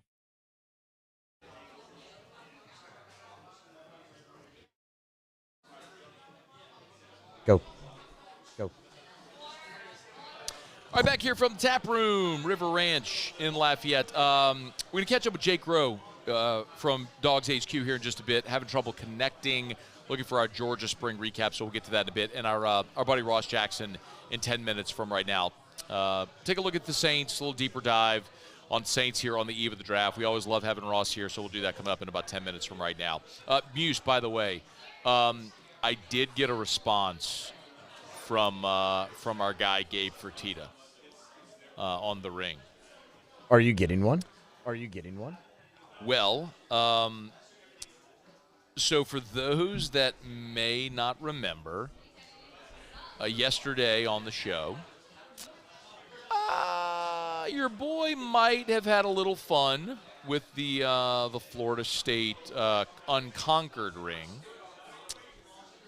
because of course they were unconquered. They were undefeated. They went 13-0. They won the ACC championship, so they made a ring. Nothing wrong with that, doing that whatsoever. However, some people tried to clown them. Led to me going on a rant in defense, a vehement defense of the Florida State Seminoles. And I think it got me saying, like, I wanted a ring, right? Like, I would buy a ring. Isn't that where we went with it? That I would buy a ring. That I would I'd get the unconquered shirt and hat, wear it on the show, all that stuff. Well, and then I said, hey, look, I know what I can do. Gabe Fertitta, former Calachi head coach who's on staff there at Florida State. Well, Gabe texted me last night, and he said, I'll ship you my ring. And then he followed up with a one-word text, seriously. So here's my question, Muse. Should I told him, hey, man, that's a huge risk. Like, it could get lost in the mail. It could get damaged. It could get stolen. I don't know that we want to go that way. So I don't know. Like, should I tell him to ship me the ring or not? I think you should. I understand the risk that you're talking about, and it's absolutely valid. But, I mean, rings get lost and replaced all the time. I mean, I think Florida State can afford that. Okay, now that's fair. That is a fair point. Like, if his ring got lost or in the mail or whatever the case may be, they certainly could replace that. But I would feel terrible if I was responsible for that, man. Like, if he tried to mail me, but Gabe is not joking. Like, he is. Like, I know him well enough to know he's serious. Like, he would mail me his ring to wear on the show. Can we, like, let's ask our audience maybe, could we poll everybody and maybe make that on Twitter? But here's the craziest part about it is, so we took that clip of me and Muse going back and forth yesterday. We put it on social media, and it's gone bonkers. It's just, it's so bananas, Muse, that like Florida State people love me. Name a bigger about face of a media fan base love affair from what it was to what it is, from where we were at the beginning of the season. Like, Old Takes Exposed was retweeting me about the receiver thing after the Florida State game in week 1. Like, Florida State people, like, I was the target of their ire after that game for what I said about LSU's receivers being better than Florida State's. And now, like, I am their champion. They love me. Like, I feel like maybe Mike Norvell may have me come be like a guest captain next year for a game or something like that. I don't know if it's going to go that far. That'd be pretty cool if he did. Maybe not a guest captain. Maybe you just invite me to come to the game, sideline passes, something like that. Mike, I'm there. You tell me to be there, Mike, I'm there. I'll never turn away from good promotion for the show, even if it's down in Tallahassee, Florida. I'd be down for it.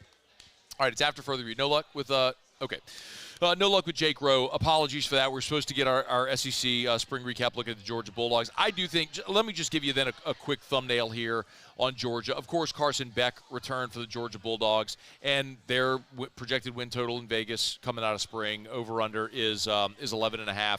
And the thing about Georgia is you look at their schedule for the first time in a non-division year in the SEC, so there's no East or West, obviously. Maybe the biggest thing offensively for them is getting ETN from Florida to transfer in, so it kind of solves their running back issue that they would have had. They do open up with Clemson, Georgia does. Then they go Tennessee Tech, at Kentucky, at Bama. That's obviously the big one, September the 28th, but I have real reservations about what Alabama looks like week 4 under Kalen DeBoer. Even though the game is in Tuscaloosa, I think that's a heavy lean Georgia there. They're home against Auburn, home against Mississippi State. They do go to Texas, which that I think is actually a more premier game in college football this year. Is going to be Georgia at Texas as opposed to Georgia at Bama. Those are two real significant road games.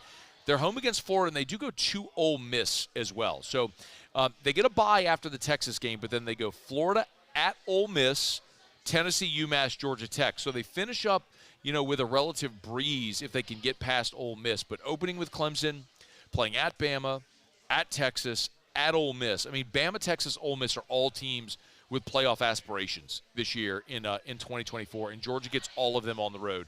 And you throw in Clemson in the opener, and that's as steep a hill as Kirby will have had to climb in a regular season schedule since he's been at Georgia, at least on paper. I mean, it may turn out that, and look, there's a road game against Kentucky as well. So we'll see if Kentucky has any type of bounce-back year. But Georgia's one of those things where it feels like you rinse and repeat, that they are the preeminent program in college football. You just expect them to be there at 11-1, 12-0, depending on how it may fall. But there are road pitfalls on that schedule for Georgia this year. And if you look for a potential, like if you remember the 2010 Alabama season coming off the 2009 national championship, they lost 2 road games that year. They lost in Columbia to South Carolina. They lost in Baton Rouge to LSU, and then they lost to Cam Newton and Auburn, and the Iron Bowl to end up 9-3. I'm not saying it's gonna go that way for Georgia, but when you look at Clemson, Bama, Texas, Ole Miss, 4 games against team with playoff aspirations. Even if you split those, you're 10-2. Now you're in the playoff at 10-2, but you certainly don't have a bye. You're on the road. We'll see. It's just the conversation with Georgia is different given the context of what they've been over the last half decade. All right, it's after further review. Apologies. We'll see if maybe we can catch up with Jake Rowe another time. Our Hump Day shows are brought to you by Pluckers, Nicholls, and Bluebonnet Dining, Carry Out, or Delivery. And, of course, tomorrow is draft day, so it's a great opportunity to get by Pluckers for the draft. If you want to watch, they have different specials for whenever a different team comes on the clock, there's a different special throughout the draft. And tonight is draft trivia at either Pluckers location, 7:30 Bluebonnet, 8 o'clock Nicholson. So get on by, hang out with our friends over at Pluckers tonight or any night. Pluckers, if you don't like our wings, we'll give you the bird. All right, y'all. Glad you're hanging out with us. You can email us, tweet us, text us in the 225-396-4400, 396-4400, 396-4400. I think Sean missed the conversation yesterday. He texted and said, "No, buddy, come on, don't pull a UCF." No, you are completely missing the point.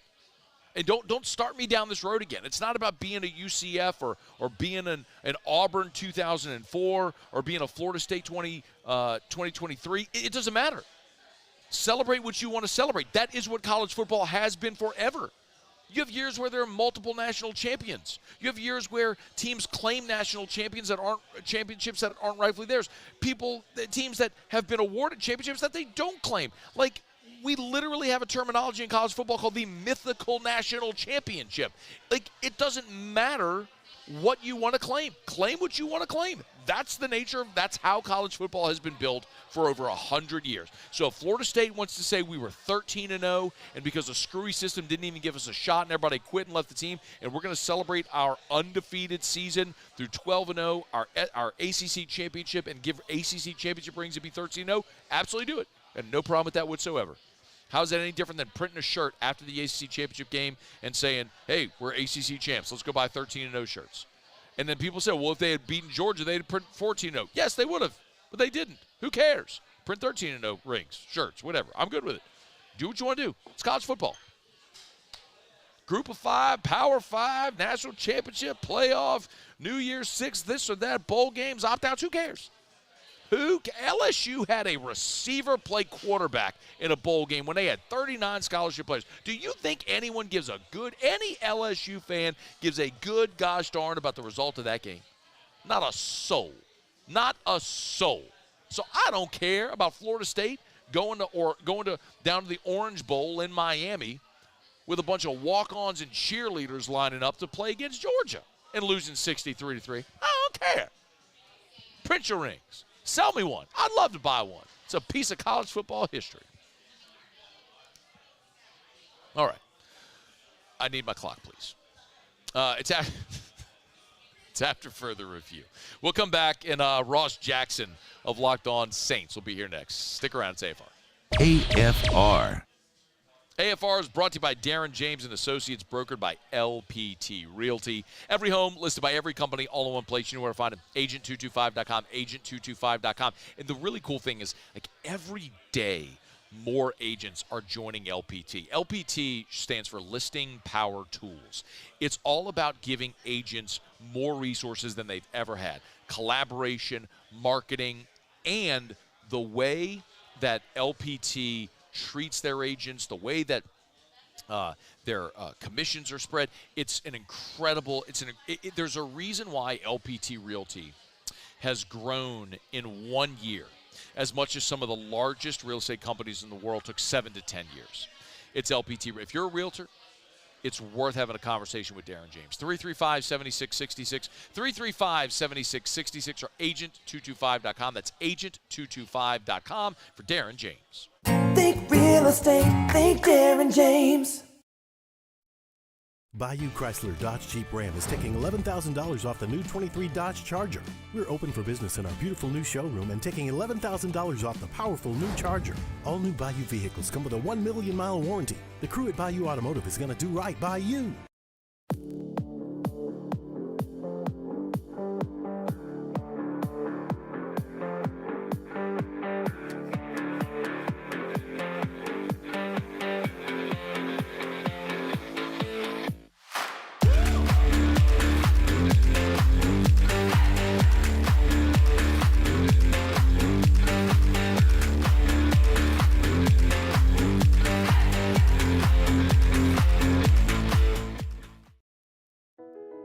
I've been doing business with Luba for 25 years.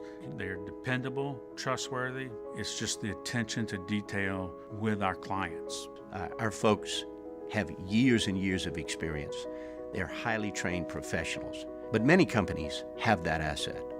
What I'd like to think makes Luba a bit different is that we use those talents in a way that truly is dedicated to serving the needs of the folks who depend on us.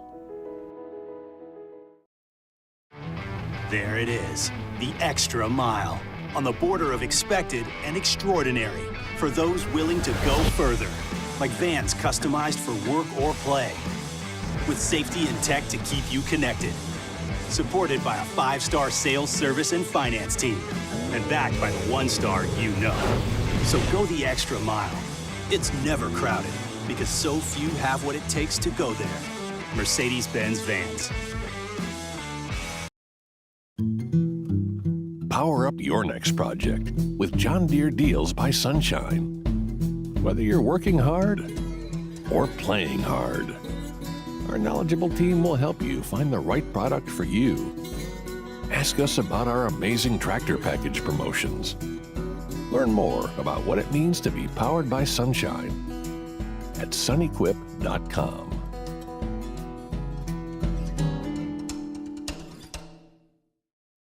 Breck teamed up to reimagine your parks, and you imagined big. With your help, we went to work, creating 12 beautiful community parks across the parish. A family-sized water park, miles and miles of trails, and parks just for your dogs. There are more places to splash, to explore, to run wild, and even soar. You imagined, we delivered gold. Breck, your #1 park system in the nation.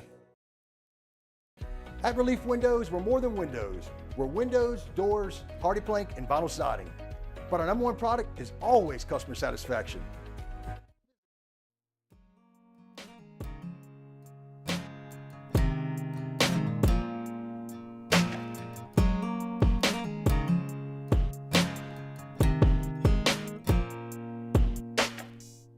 After further review with Matt Moscona, presented by Pluckers Wing Bar, open till midnight or later every night of the week, where every Monday is all-you-can-eat wings. Pluckers Wing Bar. If you don't like our wings, we'll give you the bird.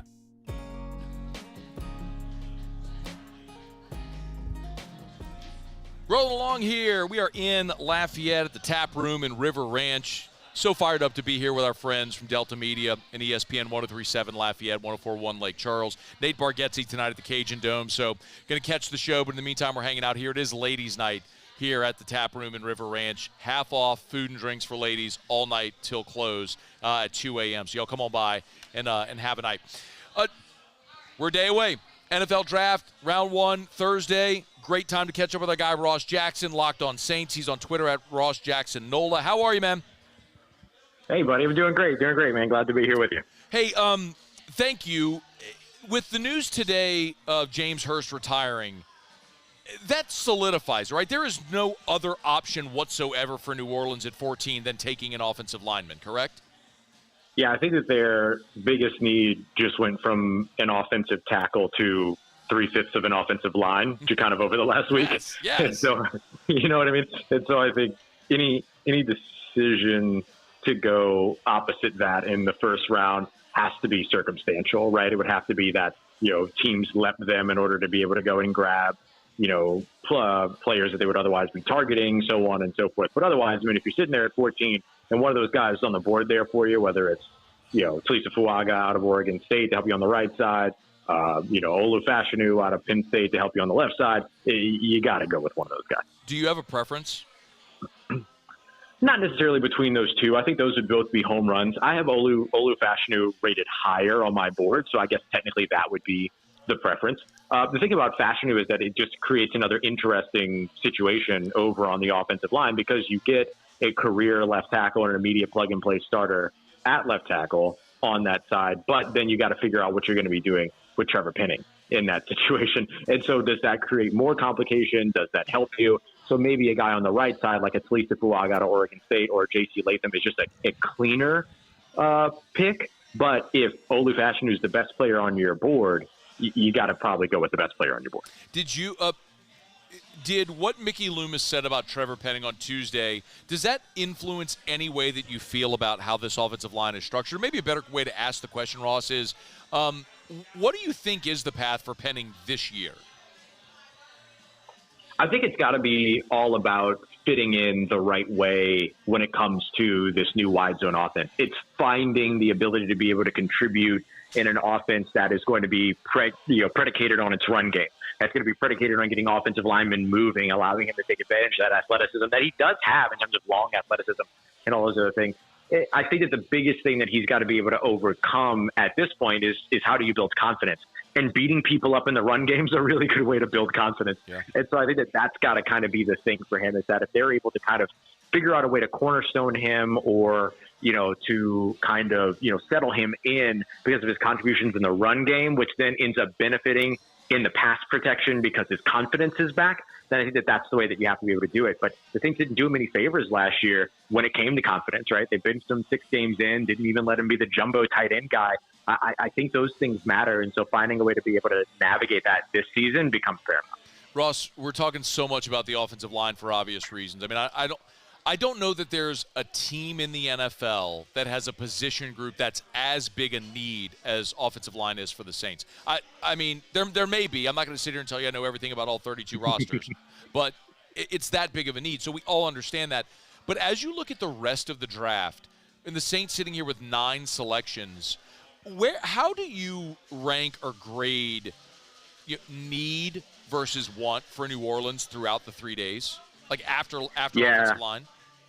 Yeah, that's a really good question. I think if we accept offensive tackle and now also interior offensive line as its own need together, right? Those two positions as their own offensive line need.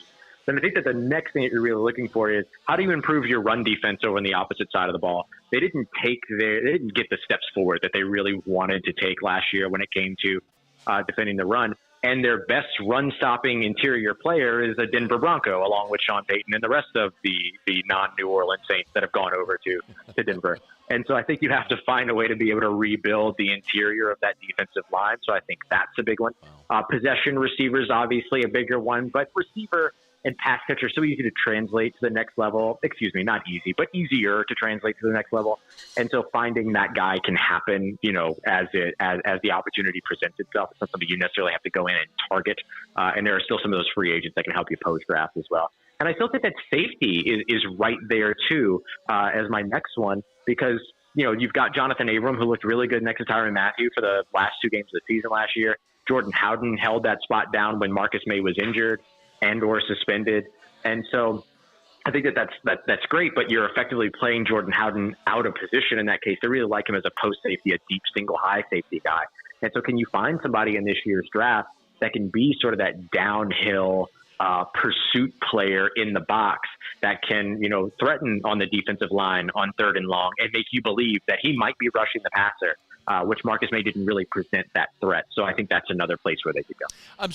Ross Jackson's our guest, Locked On Saints. So he's on Twitter at Ross Jackson Nola. Make sure you're following him. Great insights as always. Ross, so first of all, I'm interested you went interior line because most people start after offensive line with wide receiver. So it was interesting, but I'm so glad you brought up safety because even if we accept the Saints really like Jordan Howden and Jonathan Abram, okay, like you're still down a man.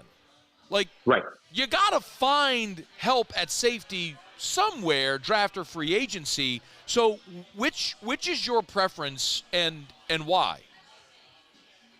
Yeah, I think going draft makes sense because you're adding young talent. That's one of the things that this defense needs to do, right? One of your top defenders is over 30 years old, or one of your top safeties is over 30 years old when it comes to Tyrann Mathieu. And so I think finding talent and youth in the same selection makes sense. The Saints could make a splash after the draft. They've done it before, and they could bring in a Justin Simmons or something like that. But then again, what is that for? 3 years, 4 years? What do you find there? And so can you find somebody that ends up being a little bit more long-term for you, even though safeties tend not to get second contracts in the league? And so that's something to maybe keep an eye out on as a reason why. And honestly, Matt, I think that goes for cornerback too. It has nothing to do with the early conversations of the potential trade of Marshawn Lattimore, which have gone completely lukewarm in terms of those comments and conversations these days. But, you still numbers-wise don't have enough cornerbacks on your roster. And so I think even drafting cornerbacks makes sense, right? Still continuing to pay attention to the defensive backs and a very good defensive back coaching staff, right? Coaching staff that's really good at coaching those guys. I think it makes sense to look at both of those positions as worthy investments, whether you do them surprisingly early or later. We know that the Saints love DBs in the second round. That could be a way that they go with like a Tyler Nubin out of Minnesota or something like that. But for the most part, I think like when it comes to the safety spot, you want to add youth and you want to add talent. If you can do that all in one broad stroke, go for it. Ross, does signing Chase Young and drafting Isaiah Foskey a year ago, does that eliminate the need for an edge rusher in this draft?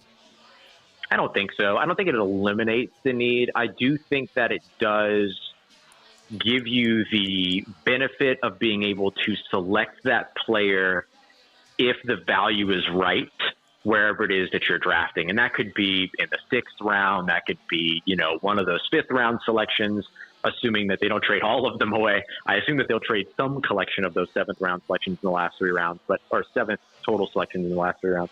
But I think it's still a position that they could address.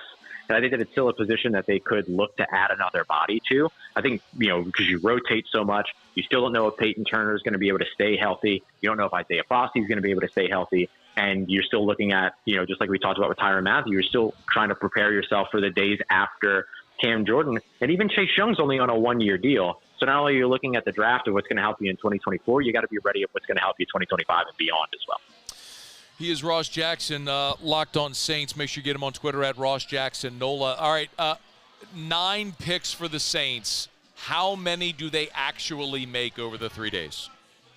I wouldn't be surprised to see them still use up to selection. I mean, you can package a pair of those 5th-round picks, not even the first 2. They got 150, 168, 170, and 175. You could package the latter 2. You could package the second and the 4th one, and then try to move up into the 120 area. That could be a good place to target a wide receiver, potentially a Brendan Rice out of USC, who is a quintessential X receiver, possession guy, good hands, great route runner, and you get Jerry Rice potentially in your room every now and then with your young wide receivers. Why would you turn that down? Yeah. And so I think that, I could see them packaging a pair of those selections to move up. There's a lot of chatter right now about the potential of moving up in the first round to go and grab an offensive tackle. I think that they should stay put.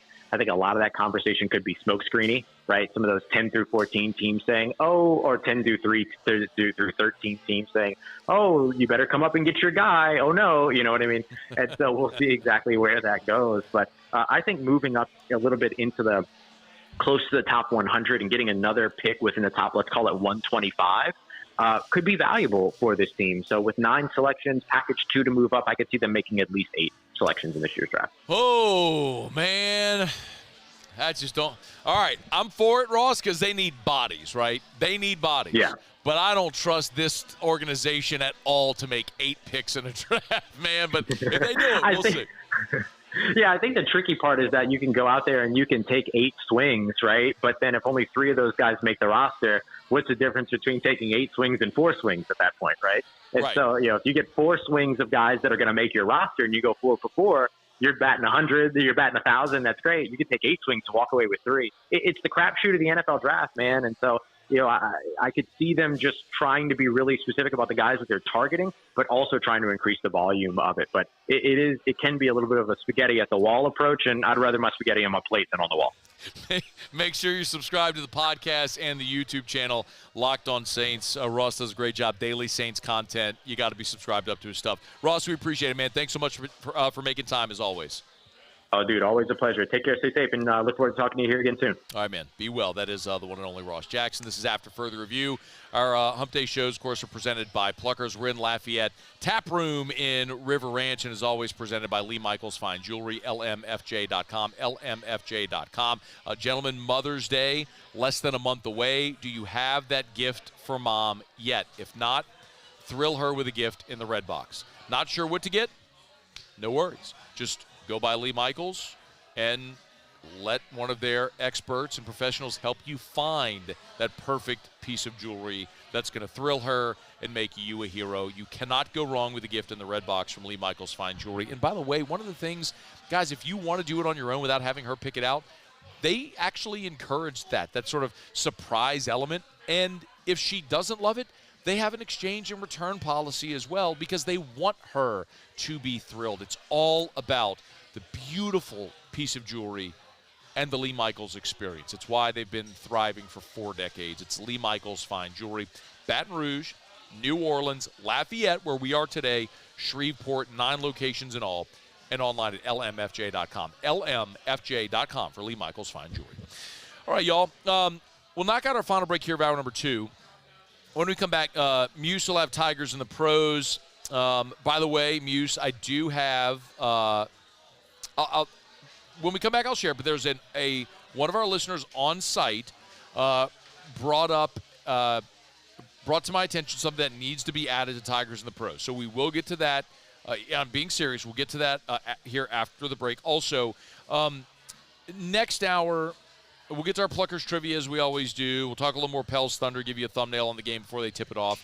Jaden Daniels, according to Diana Rossini, has told people what his dream scenario is. We'll get to that. And I want to revisit what Mickey Loomis had to say in particular about how the Saints may address the secondary in this draft. So we still got a ton to do, and glad you're hanging out with us here on a Hump Day edition of AFR from the Tap Room in River Ranch in Lafayette. We're presented by Pluckers. Stick around. It's AFR.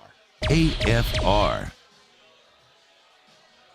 AFR is brought to you by Rouse's. Hey, look, no matter if you're in Lake Charles all the way to Orange Beach, Alabama, any point in between, there's a Rouse's near you. Coming up on 70 locations now, 7-0. And whether you're making groceries for the week, whether you're looking for dinner tonight for the whole family, whether you want to walk in and go to their florist to grab those just because flowers or roses for the love of your life, Rouse's is just the best place to be. Premium spirits as well. You want to go grab those great bottles of whiskey, you can find them at Rouse's. Interesting craft beer and wines. Remember the buy four, save more. The more wine you buy, the more you save, which allows you the opportunity to try some interesting things you might not otherwise buy. Rouse's has an amazing selection. Locations everywhere, y'all. And you can always check them out online at rouses.com. Rouses.com. Rouse's. This feels like home. He's here. Anyone want a Coors Light? Oh, shoot, I forgot to play the song. I got a guy who can fix this. Bayou Ford has $10,000 off F-150s, $10,000 off the new F-150 truck, plus 1.9% for 72 months. And all new Bayou Ford vehicles come with a 1 million mile warranty. The crew at Bayou Ford is going to do right by you.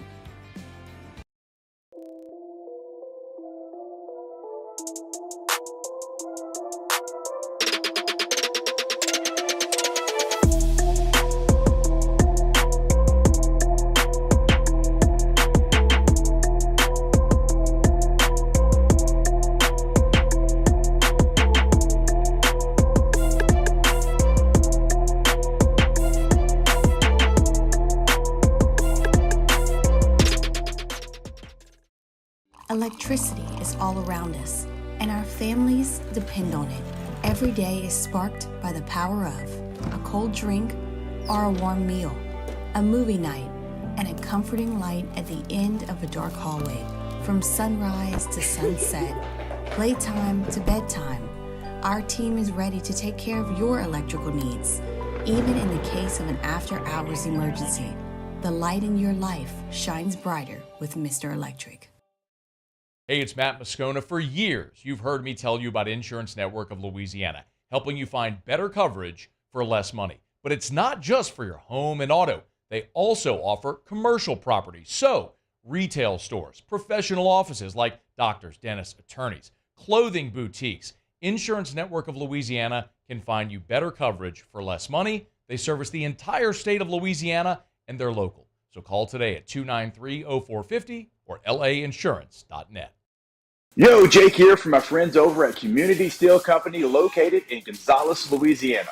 The local place you can turn to for all of your metal building needs. Notice I said local, not Houston, not Dallas, not Atlanta, but right here in Gonzales. Visit them at their brand new state-of-the-art website at communitysteelco.com or pick up the phone and give them a call today to answer all of your questions on your metal buildings, roofing and sheet metal, and any other steel needs you or your business need at 225-647-2020.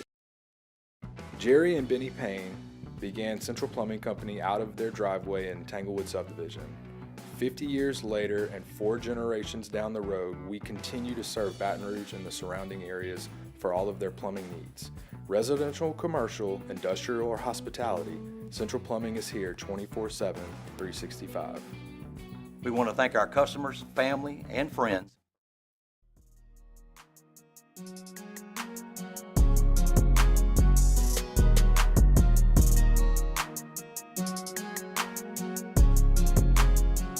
After further review with Matt Moscona, presented by Pluckers Wing Bar, open till midnight or later every night of the week, where every Monday is all-you-can-eat wings. Pluckers Wing Bar. If you don't like our wings, we'll give you the bird. Wrapping up hour number 2, Muso Tigers in the pros. Tigers in the pros. They still bleed purple and gold. They're just really rich now. All right, we'll start it off with the NBA playoffs last night. Naz Reid, Timberwolves They got the win. Nas saw his minutes decrease a little bit, only 17. But the real problem is he had a rough shooting night, just 1 of 5, so only 5 points for Nas in that ball game. He did grab 2 rebounds. Major League Baseball, Kevin Gausman on the bump. Much improved outing for Gausman, although he did still get stuck with the loss because the Blue Jays didn't score any runs. 6 2/3 of innings, 0 earned runs, only struck out 2, but 65 strikes out of 95 pitches. Lowered the ERA by about 3 runs last night, did Kevin Gausman. Josh Smith was 1 for 4 with a double. That's his 5th double of the season in last night's loss for the Rangers to the Mariners. And then if you look at Alex Lang yesterday, got his first hold of the season. Another shutout inning for the Langer with another strikeout. The ERA now sits at 1.08. He's really developed into a nice force at the back end of the Detroit Tigers bullpen. And then Matt's guy, Hunter Fiducia. Game for the ages last night for Hunter Fiducia. Finished just a home run shy of the cycle. 3 for 6, a single, double, and a triple. Drove in 4 and scored 2. Call him up, Dodgers. Y'all stink anyway. Call him up. That's Tigers in the Pros. Because I'm sure you had me potted down, should have stayed. Cali High! And yes, my guy, Hunter Fiducia. Did I get them all in? Did I get it? You got them all. For what it's worth, when I'm on remote, Musso has to pot me down because otherwise he would hear an echo in his headphones. All right, we're brought to you by South Point Volkswagen, southpointvw.com, new and certified pre-owned in Baton Rouge, and online at southpointvw.com, southpointvw.com. We're here in Lafayette today where, of course, they have Southwest Volkswagen. So if you're here in the 337, you can always shop them there. But Louisiana's largest volume Volkswagen dealer is on Airline just north of Highland. You can shop them online. You can work out your financing online. New and certified pre-owned. Yes, shop Volkswagens. But if you're in the market for a pre-owned vehicle, all different makes and models, make sure South Point Volkswagen is on your list. SouthPointVW.com, SouthPointVW.com, South Point Volkswagen. What's your direction? Okay, man, what a night for Hunter Fiducia. That is awesome. Good for him, man. That dude should be the next to be called up, along as we keep talking about with Cam Sanders and a host of, well, I mean, obviously Paul Skeens. It's absurd that he's still just treating AAA hitters like middle schoolers, but they'll get him up there eventually, here maybe in a month or so. Okay, Tap Room River Ranch. We got hour 3 staring you straight in the face. We'll talk some Saints here on the eve of the draft. Stick around. AFR. There it is, the extra mile, on the border of expected and extraordinary, for those willing to go further, like vans customized for work or play, with safety and tech to keep you connected, supported by a 5-star sales, service, and finance team, and backed by the 1-star you know. So go the extra mile. It's never crowded, because so few have what it takes to go there. Mercedes-Benz Vans.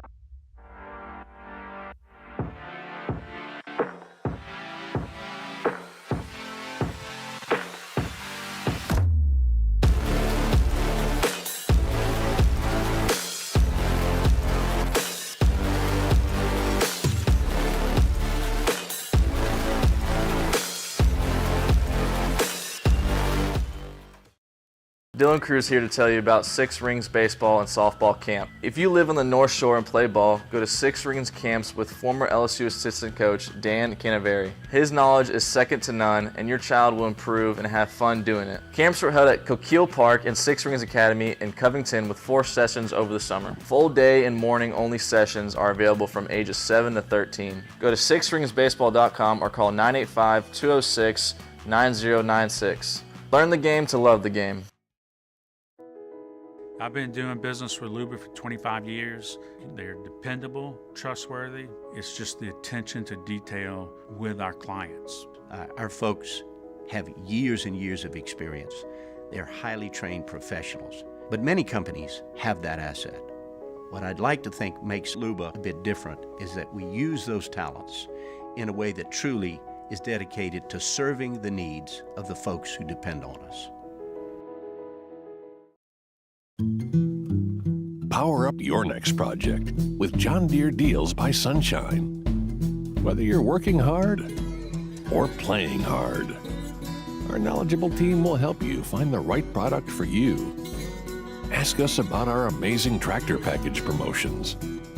Learn more about what it means to be powered by sunshine at sunequip.com.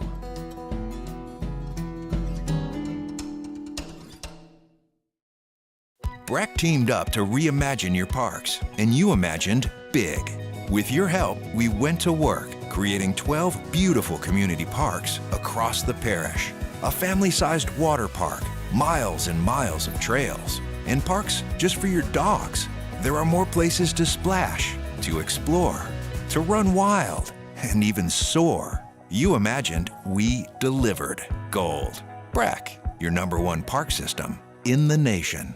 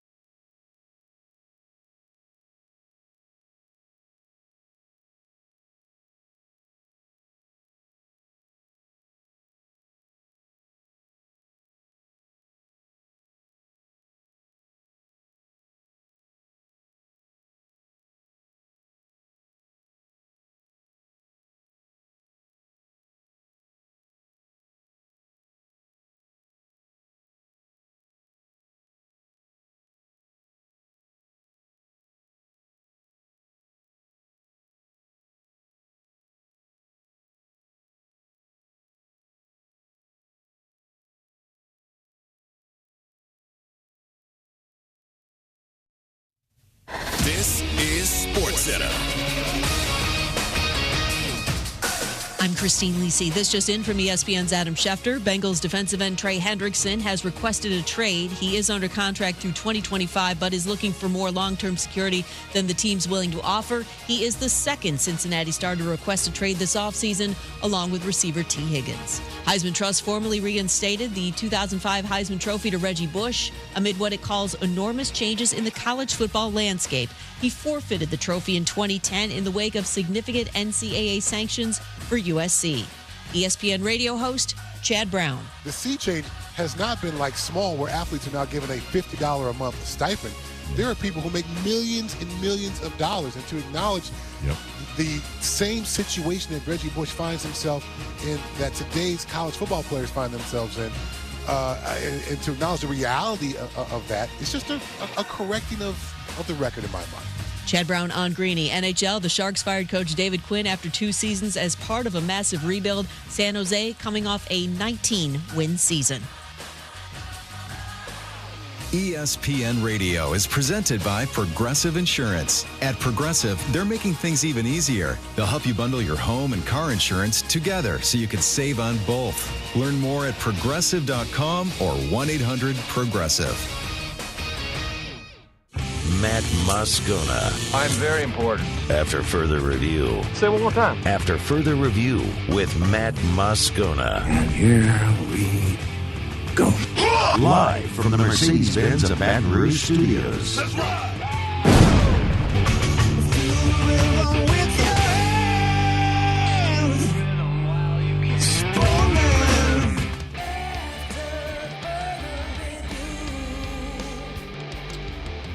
Hour 3, off we go. Welcome aboard. Glad you're with us. It's AFR presented by Pluckers. We are live today in Lafayette at the Tap Room, River Ranch. They've been so hospitable. And I'm going to tell y'all, like, this place opened at 3. There were already people walking through here at 3, and there's maybe one table open. No, that ain't open. Maybe you could steal a chair at someone else's table. There's patio seating. Awesome spot. Y'all come hang out at the bar, have a few beers, cocktails after work. It's ladies' night, which means half off everything for ladies until close all night, food and drinks. So come on, hang out here at the Tap Room, River Ranch. Great spot if you're going to be walking around for festival this weekend, before or after. I got 40 beers on taps. They got a great whiskey selection. I mean, not just blends, but like straight from the barrel. They've got they got E.H. Taylors and all your Wellers. I mean, they got a great whiskey selection here as well. So come by, tap room here in River Ranch. They've been super hospitable, and we appreciate them greatly. Okay, Thursday is round 1 of the NFL draft. We all know that with the giant news here on Wednesday that James Hurst is retiring. The Saints' biggest need has been even further exacerbated there on the offensive line. But when Mickey Loomis met with reporters on Tuesday, he was pressed a little about Marshawn Lattimore. So if you remember earlier in the offseason, he was a little nondescript when asked about Lattimore's future, and it led a lot of people to believe Lattimore might be on the trade block. Well, Mickey Loomis was asked point blank here about Lattimore being on the roster. Give a listen. Mickey, do you feel like pretty confident that Marshawn Lattimore is going to be on this roster this year? Yeah. Okay, that was Mike Triplett asking the question, and not at all. Well, he was asked to further elaborate, and kind of was asked, is Lattimore even tradable? Yeah, give a listen. Everybody's tradable. Just depends on, the offer that you get, right? And yet, it's not very common. I'm not one who likes to do a lot of trades. I don't like trading players that have been contributors for us. I like, maximizing our roster with the guys we got. But we've made trades before, so. Look, yes, there have been some pretty sort of infamous trades, trading Jimmy Graham to Seattle. Yes, it happens, but they're few and far between. But as far as maximizing your roster, there's been times the Saints have missed. Look, I'm looking at Twitter right now, and Adam Schefter just tweeted that Trey Hendrickson is requesting a trade from Cincinnati.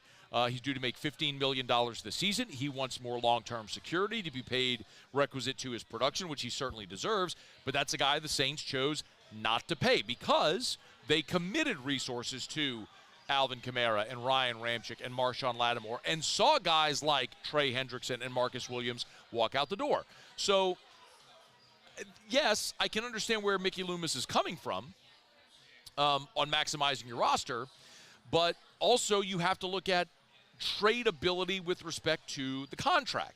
And when you look at Marshawn Lattimore right now, his his cap hit next year is $31 million. The dead number is $20 million. So you could off-ramp off of Lattimore's deal after this season. It's still going to cost you a lot, but you have decisions to make about Lattimore after this season. But even still, Lattimore's cap number this year is 14. His dead cap number is 31. So he's not tradable this year because you can't afford to trade him this year. Essentially, him being on, I'm oversimplifying, but Lattimore being on your roster costs you $14.6 million. If he wasn't on your roster, it would cost you $31 million. So it would cost you more not to have Lattimore on your team than to have him. But I don't even think Lattimore really is the question here. I think the question about the Saints cornerback and how they may approach it this year is about Paulson Adebo and Alante Taylor. Paulson Adebo, for example, is entering the final year of his rookie contract. Typically, when you see teams extend their players, they do so before they go into the final year of their deal because you don't want them. It's the balancing act that you play. It's the chance you take. Do you take Paulson Adebo and say, we're going to sign you now to an extension? Because if he plays out his fourth year, has a great year, then he hits unrestricted free agency, and now you're in a bidding war for your own player. You sign him now, you avoid that bidding war, and potentially if he has the boom season. The flip side of it is, what if he doesn't perform as well this year? Now, the player, too, can say, I'm going to go play out this fourth year, see how I do, and then test my market. So those are the conversations that are had. But the fact that the Saints haven't yet extended Paulson Adebo tells you that they're not sure what they want to do with Paulson Adebo. And the same, to a degree, is going to be true with Alante Taylor. Because Alante Taylor is in his third year, but you'll be having the same entering his third year, but you're going to be having the same conversation about Alante Taylor next offseason. So if you're the Saints, you go into this draft not necessarily with a giant need at cornerback because you've got Lattimore, Adebo, and Alante Taylor all under contract. So in theory, anybody else that you sign is a special teamer, backup, rotational piece, you're not necessarily looking for someone to be a starter or main contributor. But for New Orleans, I think you approach it from the context of, are you starting to think for next year now? Because if you go use a high draft pick this year on a cornerback or somewhere to draft a corner, in some way you're thinking in your conscious about what your future looks like without one of the three guys that I just mentioned next year. Either do you off-ramp off of Marshawn Lattimore after this year? Do you not extend Paulson Adebo? Does he walk in free agency? Are you planning on not extending Alontae Taylor next year, which means you're planning for that inevitability now? Those are the kinds of conversations that the Saints are going to have with respect to the cornerback position in this draft this year. So I don't know that the Saints take a cornerback, but when I look at some of these mock drafts that have the Saints taking a corner, it makes sense because all three of your top three guys all have a very uncertain future in New Orleans after this season. So, yes, while offensive line is clearly your biggest need, you've got to replace Michael Thomas. You have an immediate need at receiver behind Olave and Rashid Shaheed. And yes, you signed Cedric Wilson this offseason, but I'm talking about the immediate need that you have. You need depth at interior defensive ame. You could use depth at safety. Those are all greater immediate needs that New Orleans has today. But if they do look at cornerback, they're looking at cornerback with an eye on what it's going to, in preparing for the inevitability of after the season not having one of those top three guys. But Mickey Loomis and his staff will be there in the draft room on Thursday, and we'll get a Thursday, Friday, Saturday, a great look at what the future of the Saints organization is going to be. It's one of the reasons I love the draft. I love the draft so much, and yes, there is there's always the uncertainty about how the process goes. I mean, everyone thinks you hit on every draft pick, and sometimes you never know. I mean, I tell the story all the time, like, there's two players the Saints drafted. I can name three right off the top of my head that when they made the pick, like, I had no concept of what they were doing that hit. One was Thomas Morstead. The Saints traded up into round 5 to take a punter. And we talked about it on air, the Saints had to be the only franchise in the NFL that would trade up in the draft to take a punter. And Morstead became your punter for a decade. Alvin Kamara was one of those. In that it was the same offseason where the Saints signed Adrian Peterson. You had Mark Ingram, you signed Adrian Peterson, and then you trade up to take a running back. Why would you trade up to take a running back when you had Ingram and you had just signed Adrian Peterson? Well, clearly Kamara became one of the best offensive weapons in the NFL at the early part of his career. And then the other was Ryan Ramczyk. You got that first-round pick in the Brandon Cooks trade with New England. You sent a former first-round pick receiver to New England. You got a first-round pick, and you used it on an offensive tackle when you had Teron Armstead and Zach Strief. You didn't need a tackle. Well, Strief got hurt. Ramczyk became the starter, became an all-pro, and as we say, the rest is history. So, sometimes you go into a draft, you come out of a draft wondering what in the world did you do, and it works. Sometimes the opposite is also true, where you think you nailed the pick, and it becomes a flop. I mean, Trevor Penning is a great example of that. It made so much sense when they took Penning, why they took him, and what it looked like his future in New Orleans is going to be, and it just flat hasn't worked to this point. So it all starts on Thursday. It's one of the reasons, all the uncertainty, but the optimism that abounds that surrounds the draft is one of the reasons it's always so interesting and so entertaining. We'll be locked in. Okay, y'all, it's after further review. It's been my pleasure to tell you about Supper Club. Of course, the Baton Rouge restaurant scene changed forever 2 years ago when Supper Club opened.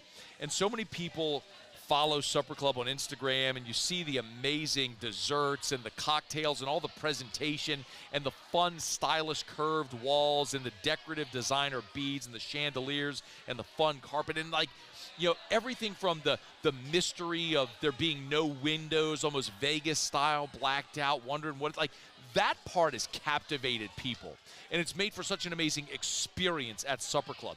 But the story we got to talk about more is the food.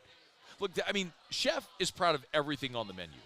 Whatever you're in the mood for, it will be the best. Like, if you want a piece of fish, they will have the best possible fish, the freshest fish that comes in sometimes same day. If you want steaks, I've told you about it. Like, they get steaks from Sagrera Farms in Ethel, and the farmers up there, they give their cows the absolute best life. They actually like sprinkle the cows to keep them comfortable. And Supper Club actually buys the animal whole. It's slaughtered and aged, and then it's butchered in-house there at Supper Club. Chef told me this story about a patron who kind of called BS on that. Chef came out of the kitchen, said, hey, grab your drinks. Come on, I'll walk you back, and I'll show you. And they were surprised and said, I didn't know people did this. And Chef told them, people don't do this. Like, we do this. You will have a one-of-a-kind food experience at Supper Club. Book your reservation, supperclubbtr.com, supperclubbtr.com. Remember, open seating. They just announced open seating at the bar. So Tuesday to Saturday, if you want to walk in, first come, first served at the bar. You can have a cocktail at the bar. You're knocking off of work, want to swing on by. Remember, you don't need, it's a big misconception, you don't need a jacket or a sport coat to go to Supper Club. Of course, if you want to wear one, throw one on. But, I mean, just as I'm dressed, collared shirt, slacks, or nice jeans, always acceptable at Supper Club. SupperClubbTR.com. Okay, it's after further review. We're glad you're hanging out with us here. We got a lot to get to. In 15 minutes, we'll do some Pluckers trivia with Muse. It is NFL draft trivia, so we'll delve into that. When we come back, Willie Green, Zion, a couple of thumbnail previews of tonight's game with OKC and the Pels. And also, Jaden Daniels reportedly has leaked within his circle what his dream scenario is. I want to delve into that when we come back. It's after further review. Stick around. AFR. Get Gordon and get it done. Gordon McKernan, injury attorneys. Hey, awesome news. The G team on Tuesday announced the newest member, and it is five-star defensive lineman Dominic McKinley, the newest Tiger, the newest member of the G team. And we're looking forward. We're going to have Dominic McKinley in studio with us really soon, so we're looking forward to that conversation. But, of course, Gordon has supported not only five-star blue-chip athletes like Dominic McKinley, but, of course, with it being, and celebrating women in sports, Gordon made a case a month ago to announce a new NIL deal with a different female athlete every day of the month. It's just an amazing way that he's continued to grow not only the G team, but supports so many sports, both the major revenue sports and the Olympic and non-revenue sports alike. And remember, it's not too late to enter for the Gordon's Grads laptop giveaway. To go to gordonsgrads.com, gordonsgrads.com for an opportunity to win one of a dozen laptops. You know what to do. Get Gordon and get it done. Breck teamed up to reimagine your parks, and you imagined big. With your help, we went to work, creating 12 beautiful community parks across the parish. A family-sized water park, miles and miles of trails, and parks just for your dogs. There are more places to splash, to explore, to run wild, and even soar. You imagined, we delivered. Gold. Breck, your #1 park system in the nation.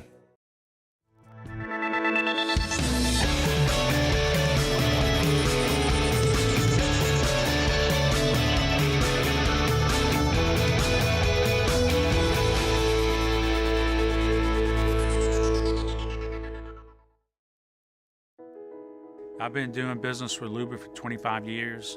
They're dependable, trustworthy. It's just the attention to detail with our clients. Our folks have years and years of experience. They're highly trained professionals, but many companies have that asset. What I'd like to think makes Luba a bit different is that we use those talents in a way that truly is dedicated to serving the needs of the folks who depend on us. The Windsor Senior Living Community in Mandeville, Louisiana is a beautiful, vibrant apartment community geared toward seniors. They are nestled right in the heart of Mandeville, where seniors live a more carefree lifestyle in spacious apartments with the peace of mind that comes from having a little extra help. Call the Windsor at 985-624-8040 to schedule a lunch and tour. Come see how the Windsor can be your passport to peace of mind.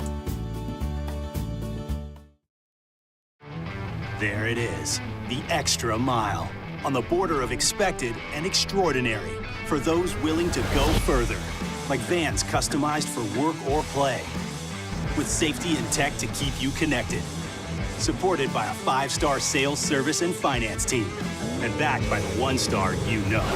So go the extra mile. It's never crowded because so few have what it takes to go there. Mercedes-Benz Vans. Electricity is all around us, and our families depend on it.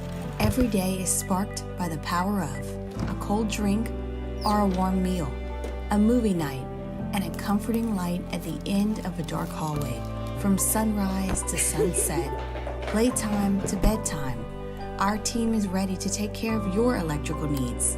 Even in the case of an after-hours emergency, the light in your life shines brighter with Mr. Electric.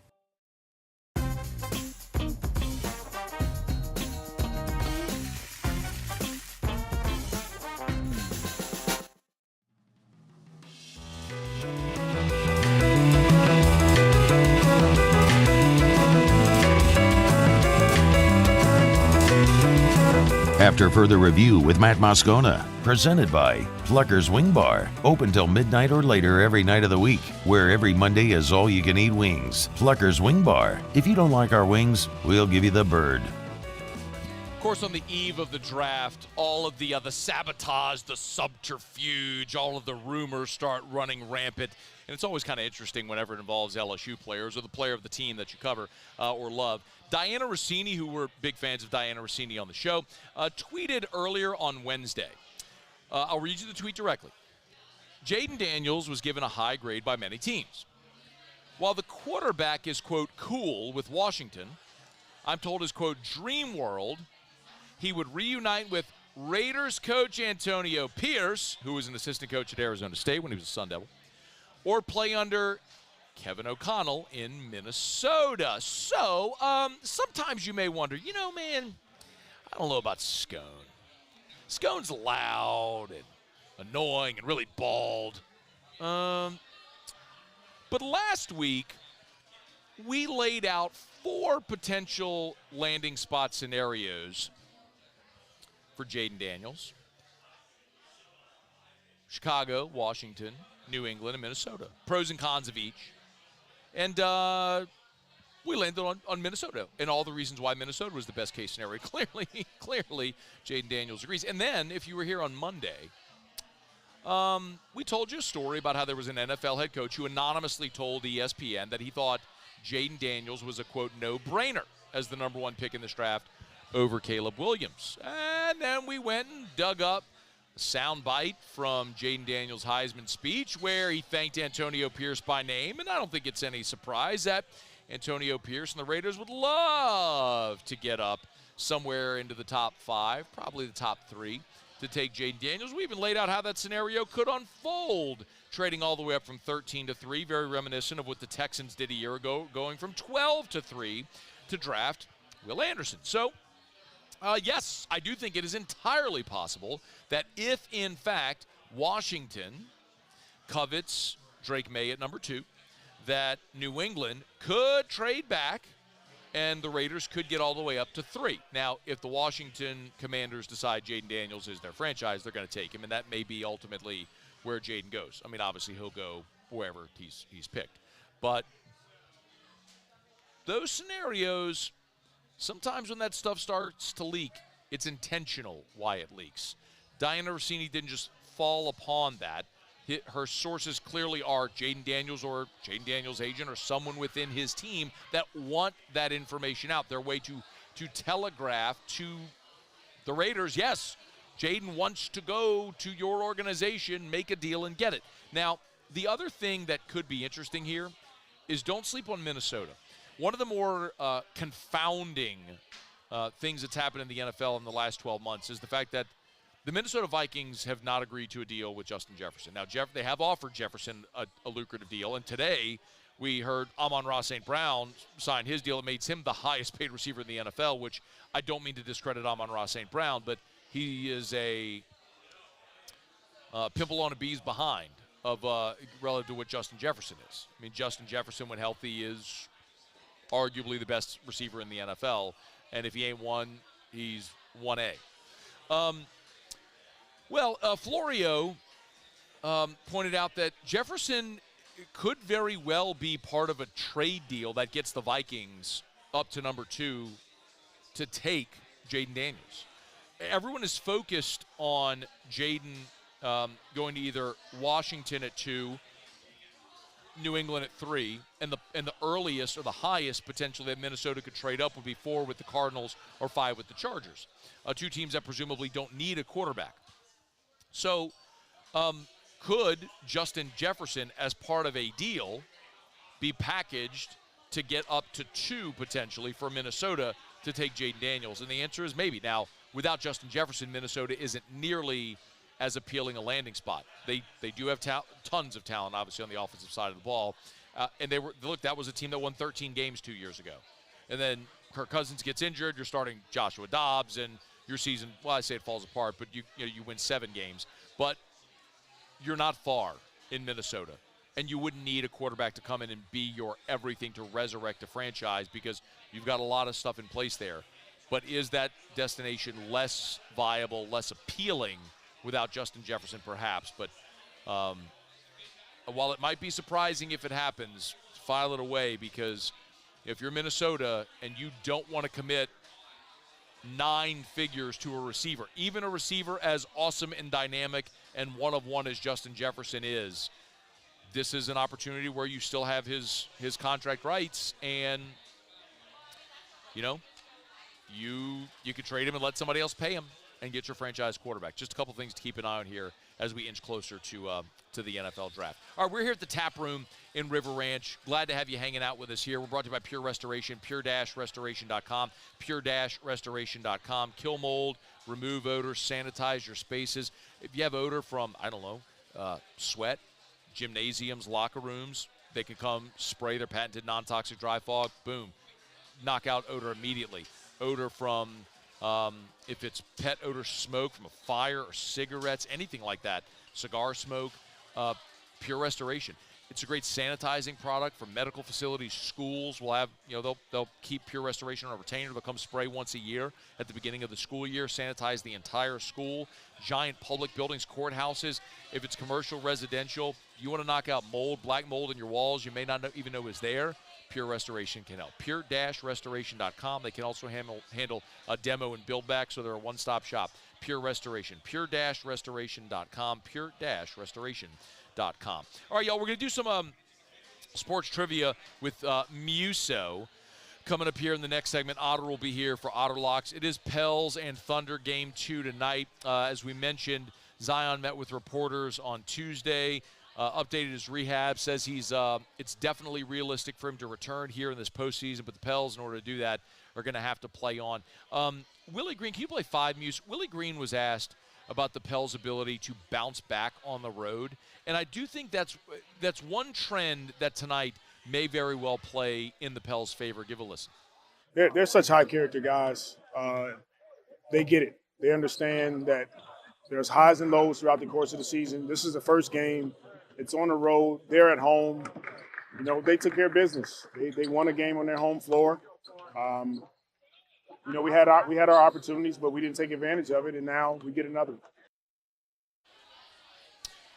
The home teams, as we all know, were 8-0 to open the series. So the Pels just fell in line with the rest of the league with that.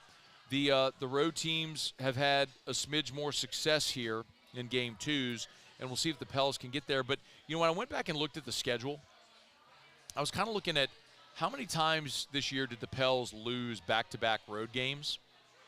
And it has not been common. You have to go back to the end of January for the last time it happened. The Pels lost at Milwaukee on January 27th and then went to Boston and lost to the Celtics. Now, Boston and Milwaukee obviously are 2 of the best teams in the NBA, 2 top teams in the East. Aside from that, you'd have to go back to the end of November. So 2 months prior to that, when they lost back-to-back games at Utah, and they played, we got a winner? All right. Well, I completely lost my train of thought. We're here at the Tap Room in River Ranch. That cheer you heard, they're giving away tickets to Nate Bargatze tonight at the Cajun Dome. They have the tickets taped on the prize wheel, and anybody could come spin, and someone just won the tickets. So that's really cool. So end of January it happened. End of November it happened when they lost back-to-back road games. Then at the beginning of the season it happened as well as in the beginning of November when they had a bad losing streak where they lost to Denver, Minnesota, Houston back-to-back on the road. But my point is, like, it's been since the end of January that they lost back-to-back road games. The Pels, as we all know, have been a very good road team, and Willie's right. They have been able to bounce back in those spots on the road. So we'll see if they can do it tonight. I mean, there's two ways to look at what happened on game one, which is on one hand, you on Sunday night, you shot sub 40% and still only lost by 2. The other side of it to look at it is you were on the road and you had a look right there at the end of the game to win a road game in spite of your poor shooting performance, and you didn't get it done. Like, can you realistically expect to be that close again in this game tonight? We'll see. Pels are a 7.5-point dog in this game against OKC tonight on the road. See if the Pels can go steal one and flip home court to New Orleans before they play Saturday, Monday. All right, it is After Further Review. Hump Day shows are brought to you by Pluckers. We'll do Pluckers trivia with Muse coming up in a bit. Otter locks. We'll see if the Otters got to play on the game tonight. We'll look forward to that. It is After Further Review brought to you by Optimize, GeneratorPeople.com, GeneratorPeople.com. Y'all, before the storm strikes, before there's a storm in the Gulf, that's when you want to have your Generac automatic home standby generator installed, and there is nobody better than Optimize. Go to GeneratorPeople.com. That's not me saying it. In a very literal sense, this is objective. Optimize is Louisiana's #1 Generac dealer. Nobody sells more Generac automatic home standby generators than Optimize. The reason? It's the only thing they do. They're not a company that does 15 different things, and one of them is generators. I mean, I heard an ad where there's an HVAC company selling generators. Like, if you have a technician that's out servicing and installing HVAC units all day, is that who you want servicing and installing your generator? Or do you want someone who their profession, the thing they do every single day, is service and install Generac automatic home standby generators? That's Optimize. Financing options available to fit any budget. Go to GeneratorPeople.com, GeneratorPeople.com, GeneratorPeople.com for Optimize Generator Solutions. Okay, well, now I got a break. We'll come back. We'll do Pluckers Trivia with Muse, and then Otter Locks to wrap it up. Don't you move, it's AFR. AFR. Bayou Chrysler Dodge Jeep Ram is taking $11,000 off the new 23 Dodge Charger. We're open for business in our beautiful new showroom and taking $11,000 off the powerful new Charger. All new Bayou vehicles come with a 1 million mile warranty. The crew at Bayou Automotive is going to do right by you.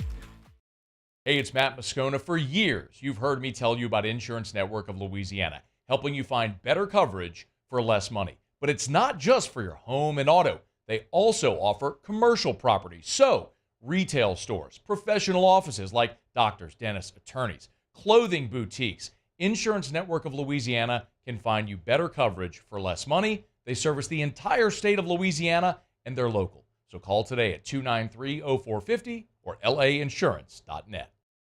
Yo, Jake here from my friends over at Community Steel Company located in Gonzales, Louisiana. The local place you can turn to for all of your metal building needs. Notice I said local, not Houston, not Dallas, not Atlanta, but right here in Gonzales. Visit them at their brand new state-of-the-art website at communitysteelco.com or pick up the phone and give them a call today to answer all of your questions on your metal buildings, roofing and sheet metal, and any other steel needs you or your business need at 225-647-2020. Jerry and Benny Payne began Central Plumbing Company out of their driveway in Tanglewood Subdivision. 50 years later and 4 generations down the road, we continue to serve Baton Rouge and the surrounding areas for all of their plumbing needs. Residential, commercial, industrial, or hospitality, Central Plumbing is here 24/7, 365. We want to thank our customers, family, and friends for 50 years of success. And looking forward to 50 more. Dylan Cruz here to tell you about Six Rings Baseball and Softball Camp. If you live on the North Shore and play ball, go to Six Rings Camps with former LSU assistant coach Dan Canaveri. His knowledge is second to none, and your child will improve and have fun doing it. Camps were held at Coquille Park and Six Rings Academy in Covington with 4 sessions over the summer. Full day and morning only sessions are available from ages 7 to 13. Go to sixringsbaseball.com or call 985-206-9096. Learn the game to love the game. At Relief Windows, we're more than windows. We're windows, doors, party plank, and vinyl siding. But our #1 product is always customer satisfaction. Visit us online at reliefwindows.com. Oh, by the way, we do shutters too.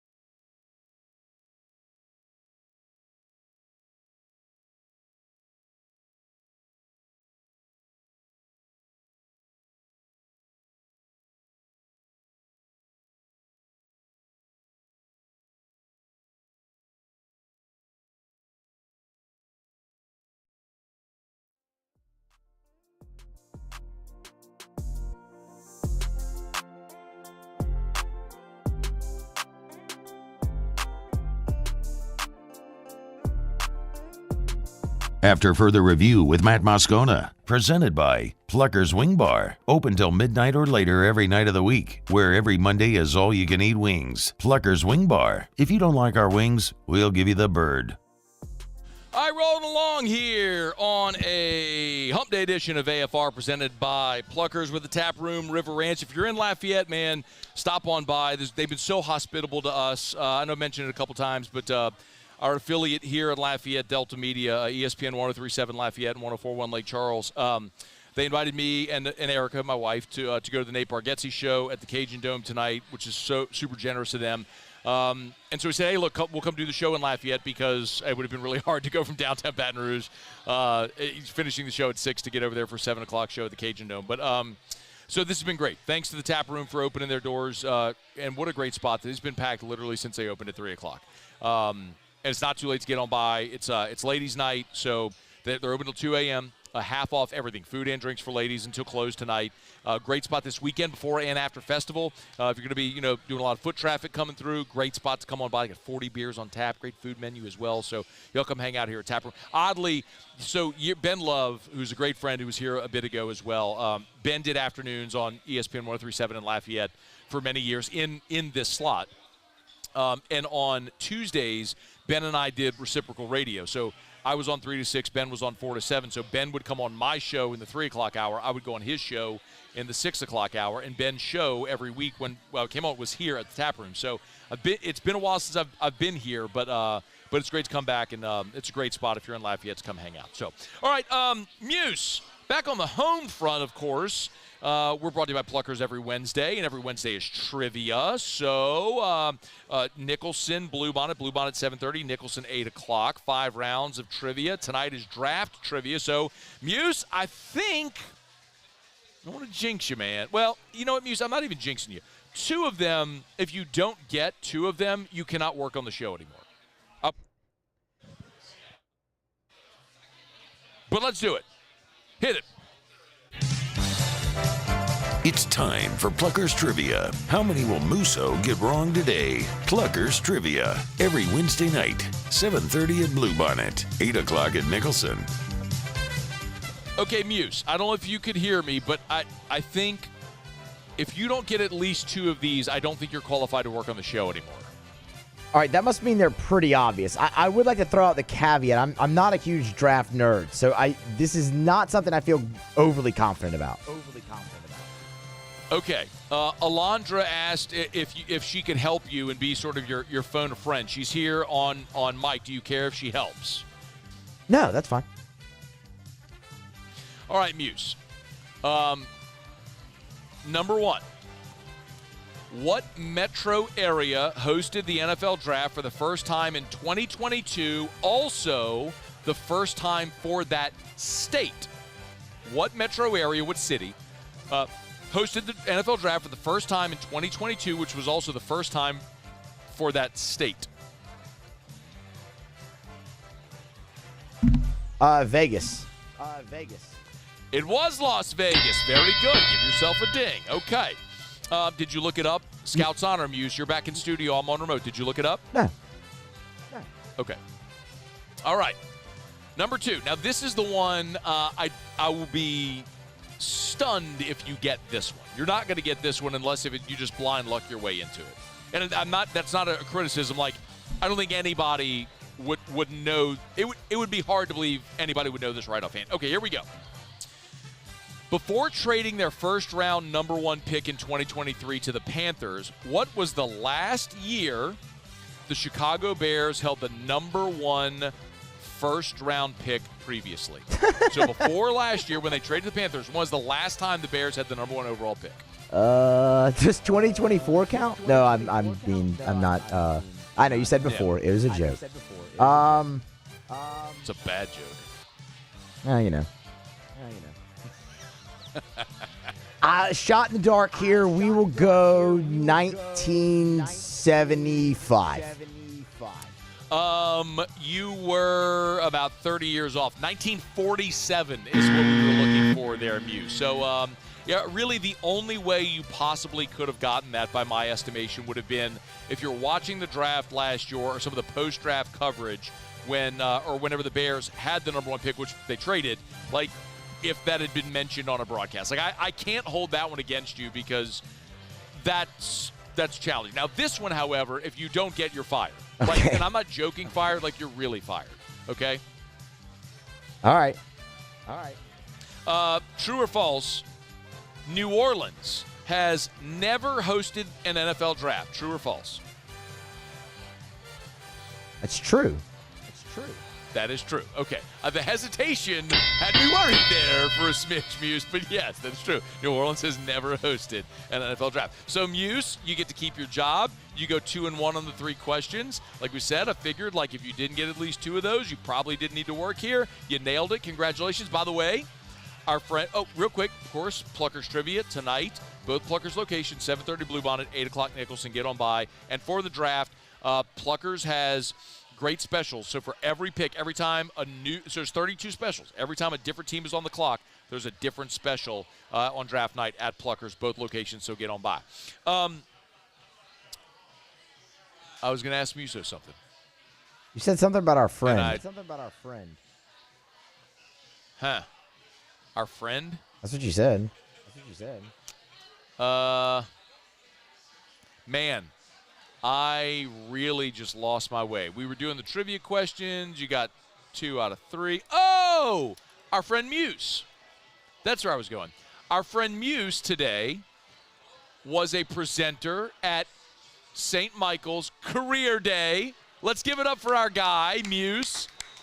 That's when you know you are a seasoned professional, when the old alma mater invites you back to come talk to their students. Muse, what did you tell these young, inquiring minds soaking up information like a sponge? Kind of the normal stuff. I feel like now doing this for 5 years, I know a lot about the business, but I also sat and heard this talk plenty when I was in school. So, I mean, a lot of it came true. So, I mean, I can kind of regurgitate that. But, man, it's a very rewarding job, but it's not easy. Like, you have to grind. You have to grind to get to where you want to go. I didn't tell them not to do it like y'all told me all the time back in the day. I just said, if you want to do it,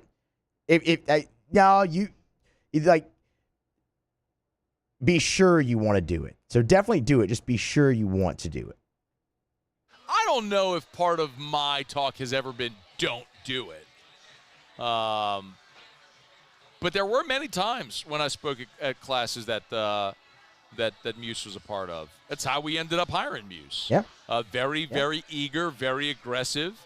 And, no, I'm serious. That's a good thing. Like, if you want to make it in this business, like, you better stand out because everybody says they want to. And when you're one of a bajillion, how do you stand out? Well, you go get in people's face and say, I want it. Muse did that. That's why he's successful. I told him that. Did you tell them that that you regret it because you have to work with me? No, I did not tell them that. Somebody did ask if you were the bald guy, to which I replied, yes, the angry bald guy. The bald guy. Oh, no. Muse. Well, I am an Enneagram 8. I do default to anger. You know that. But I'm not always angry. Not I have always. a line to 2. Not so always. I'm very, you know this about me. I am I'm a caring, giving person. I think about others. I consider others. But I do have a short fuse. Like, that's true. That is very true. And I have turned you into a Barbie girl loving weed smoker. That's basically what we've done on the show. That's happened. We left that out. We did leave the weed smoking part out. I don't think St. Michael would have wanted that broadcast there. Well, it's legal most places now anyway, Muse. So, yeah, Muse, I'm going to move to California or Colorado. I don't know. Muse, you can get a prescription for it here, man, if you want to skirt the rules a little bit. You know what I mean? Feed your habit legally. You can do it, Muse, if you want. Okay, but congrats. Muse got to go back to the alma mater. That's always a great it's always a very, I don't know if I want to say, I guess a humbling thing to be able to ask to go back to your alma mater to speak to the current students and all. So Muse got to do that today. It was awesome. Okay. Let's knock out our final break of the show. We'll come back. We'll do auto locks. Jimmy will be here. Find out what we're betting on tonight. Rough night last night. We need to bounce back. We'll see if we can get it. Auto locks with Jimmy Ott coming up to wrap up the show here from the Tap Room at River Ranch in Lafayette. Don't you move. It's AFR. AFR. AFR is brought to you by the Watermark Hotel and the Renaissance Hotel, 2 amazing hotel properties. Watermark downtown, Renaissance Southtown right there on Bluebonnet and Baton Rouge. Maybe you live in Lafayette where we are today. You're heading over to Baton Rouge for, I don't know, baseball game, football game. You just want to make a weekend of it. Go pop on into the Renaissance or the Watermark. Stay at either of those amazing hotels, which are so convenient. The Watermark's downtown, just minutes from LSU. The Renaissance on Bluebonnet is right by the interstate, so you have easy access to darn near anything in Baton Rouge. It's the Watermark downtown and the Renaissance Southtown. Hey, remember, coming up on May the 3rd, it's the next evenings at the Renaissance with our friends from 7-3 Distilling. Some great craft cocktails you'll get to try. Tickets are complimentary. But they want to have a head count, so it's worth calling ahead, getting your tickets over at the Renaissance Hotel. They're free, but a great way to spend a Friday evening in Baton Rouge. It's the Watermark Hotel and the Renaissance Hotel. Get on by and check them out with 2 great locations, the Watermark and the Renaissance. Elevate brand visibility, ignite customer engagement with the power of radio and digital advertising combined. Guarantee Digital Media brings the 2 together as a trusted media partner in Louisiana for nearly a century. Claim your free digital audit at guaranteemedia.com. When it comes to ending cancer, we push forward, always working together for you. That's why our cancer experts at Ochsner have clinically integrated with MD Anderson Cancer Center. This means advanced cancer care, including access to life-saving clinical trials and integrating care to treat the whole you. Introducing Ochsner MD Anderson Cancer Center. Long live you.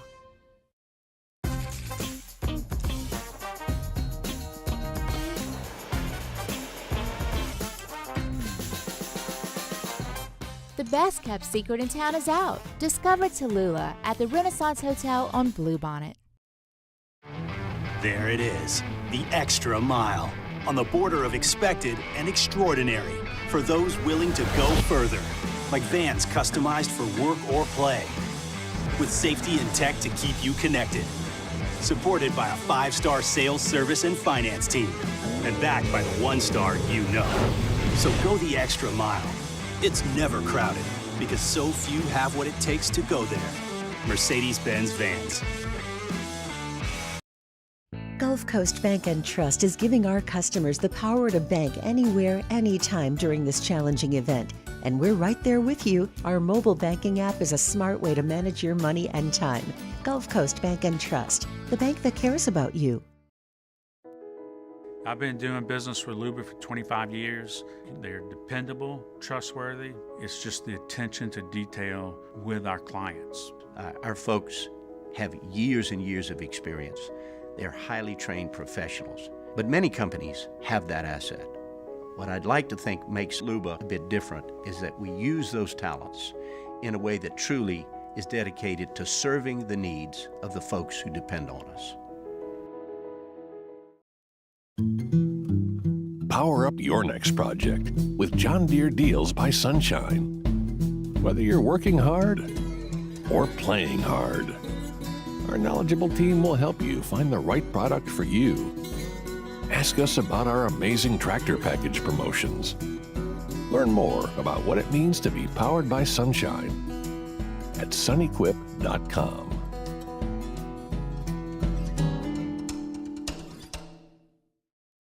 Breck teamed up to reimagine your parks, and you imagined big.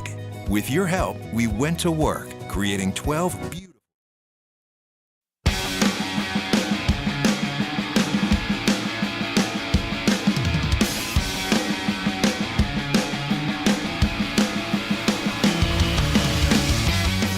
After further review with Matt Moscona, presented by Pluckers Wing Bar, open till midnight or later every night of the week, where every Monday is all-you-can-eat wings. Pluckers Wing Bar. If you don't like our wings, we'll give you the bird. Down the stretch we come, final segment here on a hump day edition of AFR. One thing left to do, let's find out what we're betting on tonight. Time for Otter Locks. Otter Locks, presented by Lofton Staffing Services. At Lofton, we put people to work. Call us today at 924-0200 or go to lofton.jobs. So we turn to the one and only, the incomparable and incomprehensible, the Ott father himself, Jimmy Ott. Otter, how are you? Okay, after we had a 1-0 lead in St. Louis and the roof caved in. So. Yeah. Last night, look. Last night, not a night to remember. So here's what you do, right? Like Skip said, you hit the little toilet. You flush it, and you move on to the next. We're just flushing it, and we're coming back strong with a vengeance, and we're going for a winning night tonight. So let's start with the Pels game. Not crazy about the number, but I mean, obvious matchup. Big B is more productive. He's more effective, and without Zion Williamson, his minutes go up. We're taking him to have a double-double tonight. So minus 130, something like that. Okay. BI double-double on the prop bet. Okay, I like it. Yeah. Just a small opinion on the under. Man, these games are different. These games are going way under, a lot of them. So it's tough on the spread. Can OKC kick it in and play a lot better? They could. Can shoot Pels. I really don't know what to expect out of tonight's game. I do think they match up pretty good with them, but just don't know if Oklahoma City's going to kick it back into regular season form. So we're going to go with Big B, the double-double in that one. All right. Minnesota, the White Sox. White Sox have been shut out 8 times this year. They had the lead 5-3 in the 8th last night, had the lead in the 9th, gave it up. And now they go against Minnesota's best pitcher and their hottest pitcher right now, and that is Joe Ryan. So we're not going to lay the $2. We're not going to do that, but we are going to hook them up with a Braves parlay. So Braves, Twins parlay coming back plus a little money. All right, let's see. Minnesota, I'm looking at minus 205. When we add Atlanta, I'm looking for it, Otter.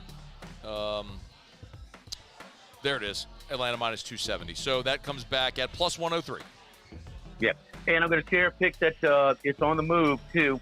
The J.J. McCarthy, Randy McKay came on our show earlier today and had it at over 5.5. We took it right there in our DraftKings at plus 150. It's now plus 110. You may check and see exactly what it is, but on draft position. But J.J. McCarthy, we're going over his draft position. Okay.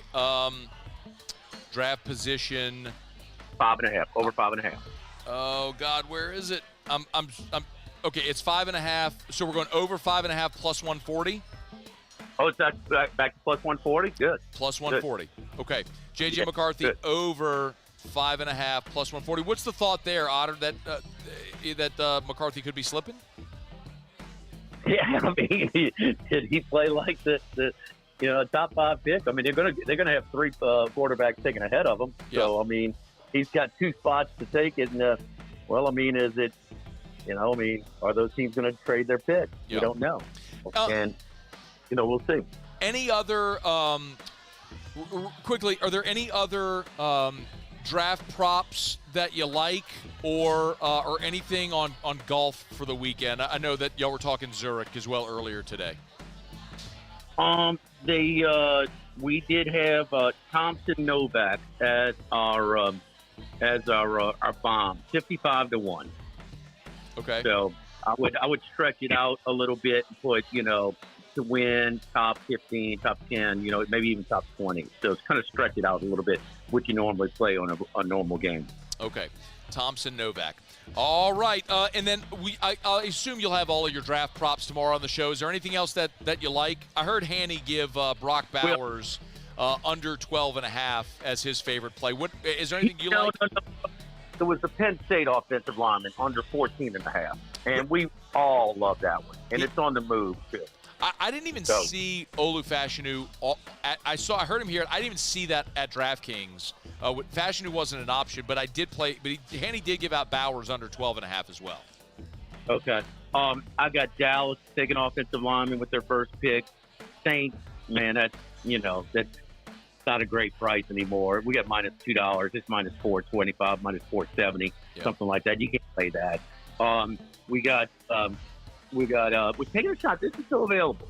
Joe Alt to go the 5th pick.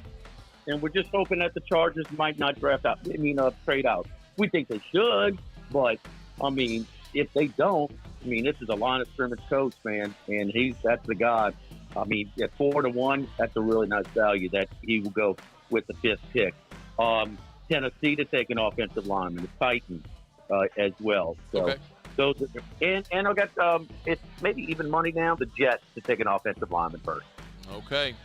All right. Looking forward to it. Make sure you catch Otter and Handy tomorrow. They'll have all your draft preview and everything, all the lines and all the movement on the show there around lunchtime. Y'all going to be downtown tomorrow? No, we're going to be at Walk-Ons, the original Walk-Ons on Burbank tomorrow. Original Walk-Ons on Burbank. All right, Otter, we appreciate it, man. Good luck. Thanks. Okay. Good luck, man. Bye. Have a good night. We're brought to you by Michelli Weighing and Measurement, Michelli.com, Michelli.com. More than 30 offices across 11 different states. You're never far from a Michelli location. They're just the best. If you weigh or measure something, they sell, service, rent the products you use to weigh and measure. It's Michelli Weighing and Measurement. Make sure you give them a shout. Go to the website. The website's a great resource to start. For all different industries. Love telling you about Michelli every single day. Michelli.com, Michelli.com. Okay, been a great show, man. Of course, brought to you by Pluckers. Great night to get by for trivia. Many, many thanks to our friends here at the Tap Room in River Ranch. Remember, it's ladies' night, so if you're in the 337, come hang out. Half off for the ladies all night long. And big shout out to our friends at Delta Media, ESPN 1037 Lafayette, 1041 Lake Charles, our awesome affiliate, for having us. Y'all have a great night. We'll see you tomorrow at 3.